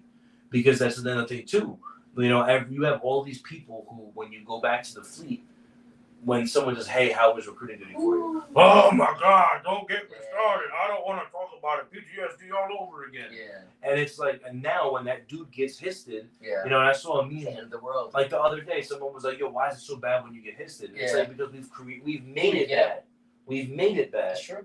And now it's like, okay, well, is it really that bad? Right. And it, it's like, it really is. Like, okay, well, what are you going to make it? Right. And if you come out here with that mentality, and someone said that to me the other day, they're like, oh, well, nobody comes out of recruiting duty to quit. No Marine goes to BRC saying, I'm going to quit. Right. Which I completely agree with. But a week later, they're fucking bitches and they're done. Yeah. But I think a huge part of it is that, number one, I think the vetting process for recruiting duty is fucking trash. Mm-hmm. And then number two, I think that we're not having these real conversations before they get histed. Like, we're not telling them how it's really going to be. Because at BRC, they don't tell you that. Like, and the same thing with the spouses. Right. You're not having real conversations with these spouses about, hey, this is what recruiting duty look like. Right. And that's why, like, some of these other RSs, like RS Houston, like Sergeant Major Cab came on, and he was like, part of what we do is we do an in-house, all hands for the spouses. Right. And we let them know this is what the next 3 years is going to look like. This is the expectations. And that's not something that I've ever seen. Right. And that's what I'm saying is that, like, that's why I created the podcast, because even like I had my wife come on and talk about how did she feel as a spouse through this duty. And that's the thing is that no one talks about this shit. Yeah. No one and then you have these family readiness officers who do conference calls Yeah. and they want to have stuff done on Tuesday when really people are out working. Yeah. And it's like, and that's what I'm saying is that like, what are we doing for the community of the 8411? How is the 8411 becoming better? Right. And in my mind, it's not. I feel like there's a lot that's just not being done and a lot of conversations that aren't being had because it's reality of like why, if it's such a great place to be, then why aren't we proud? Like look at how proud bro. Think about how proud drill instructors are. Anybody who was ever a drill instructor are the most proudest motherfuckers. But when you ask about recruiting duty, nah, bro, people aren't proud about it. Yeah. Why? Why is it so hard to bring people on recruiting duty, but it's easy to get people on the drill field? Yeah. Like why do we have to have a slide on the Marine Corps website about what can we give you? Yeah. And then that was the point that I said the other day on the Marine Corps website on the top right, it says a whole tab that says recruiting duty. Yeah. If you click that tab, one of the things right now is that you can choose your RS. Yeah. Okay, what does it matter if I'm going to choose my RS if I have to work from 8 o'clock to 10 o'clock at night? Yeah. What does it matter? Right. Cool, I'm home. I'm with my family, but I still can't see them. Right. It's worse than it was for the 3 years that I was out there in the fleet. That's true. So that's my point. Yeah. It's like, what are we doing to make the thing? And again, it's not one person. Like it's everybody. Yeah. You know what I mean? And that's like I talked with Sergeant Major Cab about. It's everybody. It's not one person. It's the whole duty. It's the CO, the Sergeant Major. It's everybody pulling their weight. And unfortunately, in my mind, the biggest proprietor, the biggest problem is those individual people that we were talking about that just don't care. Yeah. And that's the thing is that like when you say that, it's like. And again, I know it's a hard conversation to have, but it's like you can't really do that type thing. But like realistically, they say, hey, when you come out of recruiting duty, it shows your true colors, right? Yeah, 100%. There's people that you meet on the duty that you're like, bro, you should have never been in the Marine Corps at all. Right. Like you see them, like when people go out and have sex with poolies or whatever they do, it's like, bro. And my first, like when stuff like that happens, my first thought process is, what did you do in the Marine Corps? Yeah. Like, if you just got caught doing this now, what have you been doing for the past 13 years that you didn't get caught for? And my thing is, the reason why I'm bringing that up is that at that point, if these Marines can't come on it, because the reason for a B-build is what? Career progression, right? Yeah, career progression, yeah. Okay. So if the Marine cannot come out on the B-build and succeed, at least succeed. I'm not talking about being a water walker. Yeah. If the Marine cannot succeed, maybe he shouldn't be eligible for enlistment. Sure. Which I think that kind of gets worked through, right, on your fitness support and everything like that. But there's people out there. Like let's be real. I love the man to death, Staff Sergeant Beverly. Okay. I love him to death. Yeah. But that dude was one of the laziest people I ever met, and he will admit it. Yeah. I love Darius. Darius is my fucking man. Yeah. But Staff Sergeant Big Dog Beverly. Yeah. No, I don't fuck with him. Yeah. But the thing is that should he really be out there back in the Fleet Marine Corps if he didn't succeed on the duty? That's a tough question, right? I mean, because they're two different things. Like, that's like an infantry Marine says, well, I'm a great shot, but I wasn't able to prospect a young man, and I couldn't convince a 17-year-old to join the Marine Corps, but I could shoot a bad guy. You know what I'm saying? So it's like, what do I find more important? His ability to go shoot bad guys, or his ability to go get a 17-year-old kid to say, hey, yeah, sure, I'll join the Marine Corps for the next 4 years. Yeah. You know what I'm saying? So, like, so should we really make that connection and correlate those two as equal? Yeah, you're right. I don't think we should correlate those two as equal. I think it should just be something we should be aware of and get those people out of here if they can't, be productive out here. Okay, so and then send them back to the way they have been productive. See, and this is why I like having someone to talk to, because you're right. I'll take that back. And that's the thing, is that I think that's a huge part of the problem, is that we're not getting rid of people. Yeah. Like, we're just keeping these fucking cancers in the office. Right. Like, bro, if you've written 0 contracts in a fucking year, why the fuck am I not allowed to just say, see you later? Yeah. Because you're a cancer. No one else they're working more hours because they gotta fucking fix you. And it's just fucking insane. Yeah. It's insane that there's Marines that are out there, and then you, like we said already, you have recruit assistants who come out of nowhere, and they go and find fucking 3 or 4 people. So, let me ask you this, right? Let's say, how would it look playing devil's advocate, of course. How would it look if I kicked that Marine out of the Marine Corps for doing such a terrible job on recruiting me, right? Because it goes back to what we said earlier. Oh no, I'm not you know saying kick him out of the Marine Corps. So how do we get rid of him then? We just send him back to the. Send him back to okay. Like yeah, that's the thing. If that Marine was doing fine in the Fleet Marine Corps, and he was good at his job, he had great fit reps. This duty's not for everybody. So what if we just get this steady stream of people who are like, I just won't write any contracts for a long time to send back to the fleet? Now what happens? Right? So you have to do one of two things, right? You have to have some sort of accountability, some sort of consequences towards failure. Well, that's what I'm saying. Do you fail? Do we kick you out of the Marine Corps? That's what I'm saying. Or do we fail and send you back to the fleet? Oh, I'll fail and go back to the fleet. Yeah. All day long. Yeah. Oh, I'll fail and kick them out of the Marine Corps. Well, shoot. Well, I'm already getting out the Marine Corps anyway, so who cares? Yeah. Well, fine. We'll make your exit a lot faster then. Yeah. And then we'll make sure that's other than. But that's what I'm saying. Other than honorable, and you won't get any benefits. But that's wait, you're gonna take my benefits away now? Oh, snap. But that's what I'm saying is because there's people out here that are okay with it because they see people not do shit for 2 or 3 years. They still leave the duty with the ribbon, and they make it out alive, and it's like, oh, word. Yeah. No, I agree. Something needs to be done.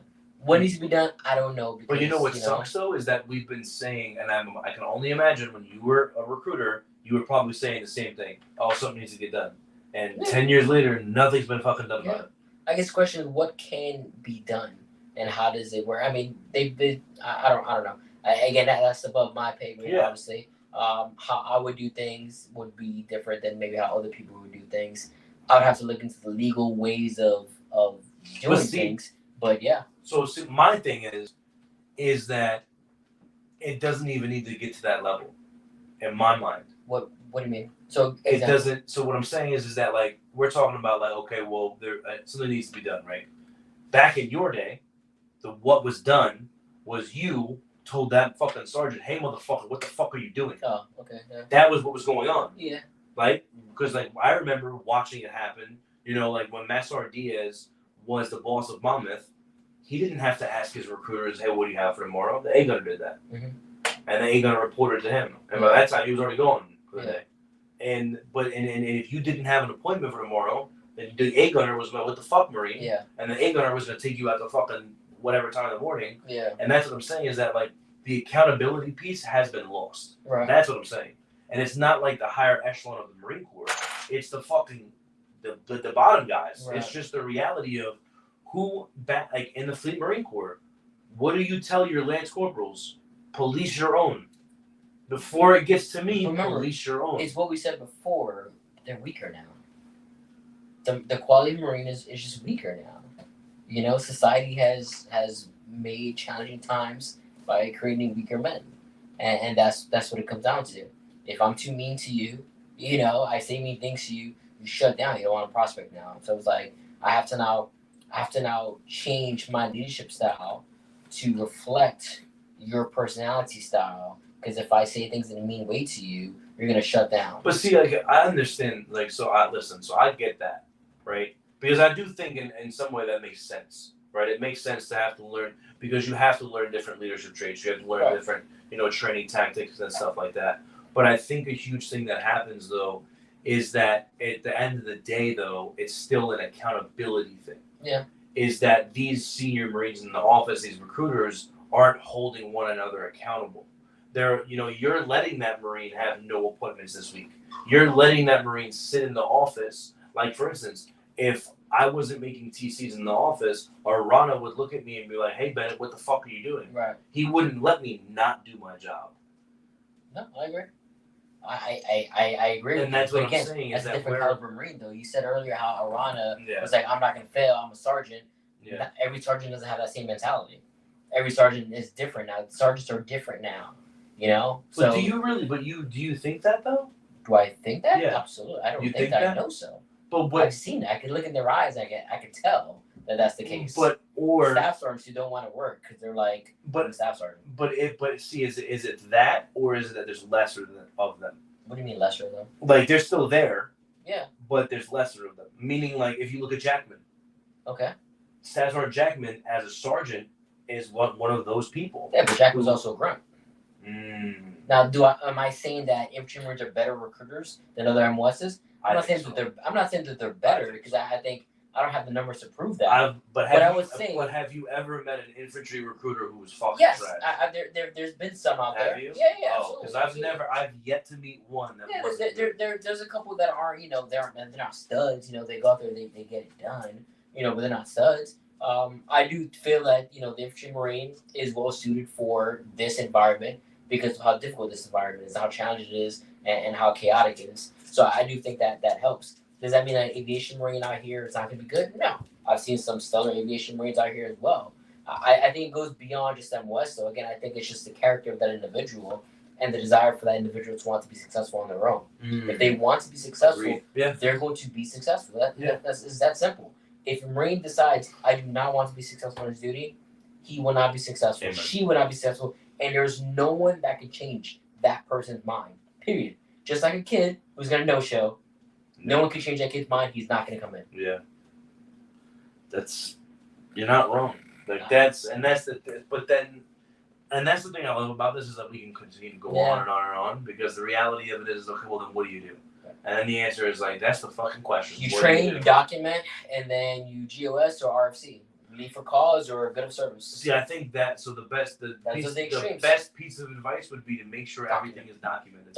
Because that's what happens. I learned that way too late. Yeah. I learned that way too late. There were Marines that I should have documented and got them out, but I felt bad. I was like, no, I could change this guy. I can do this. Yeah. Hey, big time, I've got you. Let me help you. And it was like, and they fucked that didn't work out the way I thought it was. Bro, that was me. And I literally fucked myself over because I thought that I could. Eventually it'll get better. There you go. If you want the advice for anyone, document everything. And if you don't get it, don't sign that shit. Yeah. Well, as a recruiter, if you didn't get the training, then and listen, that's not being. Listen, I'm not telling. If you are somebody out there right now, do not take this the wrong way. I'm not telling somebody to refuse to sign something. I'm not saying that. I'm just saying that if you went to supply and supply said, hey, you just checked out all this gear and you didn't, you wouldn't sign for it. Yeah, so if somebody's saying, hey, sign on this dotted line because you received this and you didn't receive it, then don't sign it. Just get the training right there on the spot. Hey, could you go to refresh this with me? I don't remember this. Because, but again, and this is where I'll end it, is I think that's a huge part of the problem. Mm-hmm. Is that when you look at an RSS and you look at, okay, is this station making mission? And then you go into the RSS and you start doing an SRI and you start looking at the fact of you look into this training log and you realize that these Marines aren't receiving training. Mm-hmm. We're not firing a staff NCOIC. He's going to stay there because we like him, because he's a great guy, because he's not a bad dude. He's a gym buff. He's a great guy. Mm-hmm. And that's the problem, is that there's clearly a lack of accountability across the board because there's staff NCOICs in seats that should not be there. And because of the lack of manpower, we're not getting rid of them. And or because, he's a good old boy and I like him. Yeah. And that's a huge problem is that because, and again, that's why when we talk about accountability and we talk about these things, is that's why you have to fix that. Because if you don't fix that, then you're not only affecting that Marine in his career, you're affecting that entire office and their families and their careers. Yeah. And that's what nobody fucking gives a shit about. Yeah, sure. And that's the fucking part that sucks. And in my mind, that's what's happening. Is that we have a lack of quality staff and COICs and accountability. Right. A huge part of it. Yeah. Because at the end of the day, you're gonna have shitty recruiters, but you don't choose your recruiters. Right. You don't. Yeah. You choose staff. You choose your staff and COIC. You looked at someone and said, "I'm going to make you my staff and COIC." Right. Yeah. So just like you made that decision, you can fucking get rid of that motherfucker. Right. Yeah. Sure. And that's the problem is that you're not creating quality staff and COICs. And if you don't create quality staff and COICs, you can't create quality 412s. We had a Jersey had a Major Smith a long time ago. I remember him. That guy was ruthless. He'd fire you on the spot. I had just became a staff COIC and he yelled at me because I didn't run a PFT with the Marines. He had ran the PFT with us when we ran it, and then he had just came back around and I was at the finish line, yay, my guys. And he looked at me, he was like, Sr. John, did you run a PFT? I was like, oh yes sir, I ran last week. He's like, why didn't you run it today? I was like, oh, I didn't think I needed to. He's like, you see me running, don't you? It's like, yes, sir.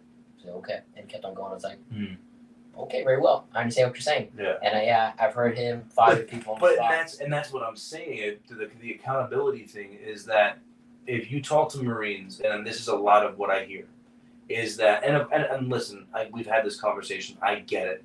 Recruiters are never going to say, "Oh, my staff at NCIC is the best. He's always here." I get that, but the reality of it is that if you're not firing staff at COICs, then they can do whatever the fuck they want. Yeah. Then the answer is, oh, well, why do you want to be a staff at COIC? Oh, so I don't have to do anything. Right. Because I'm off the bag. And the reality of it is that you're not maintaining accountability, and those Marines are going home at whatever time. They're not doing in briefs. They're not showing up at whatever time. They're out gallivanting throughout all this time while their Marines are out working. Their Marines doing this. And it's like, and now that Marine in that office doesn't want to, and this is what I was saying before, is now those Marines don't give a fuck about making mission because their own boss doesn't care about making mission. And even when they do make mission, now it looks good on that boss because that boss made mission. Yeah. And that's what I'm saying. It's a hard one, right? Is that's the problem, is that in my mind, a huge part of the issue is the lack of accountability on the staff at COIC. Yeah, makes sense. I get that. It's a hard one. Really and we'll end that there. Yeah. Adios. Good night. Oh, look at you, Spanish chart guy. Oh, yeah. Latin chart, sorry.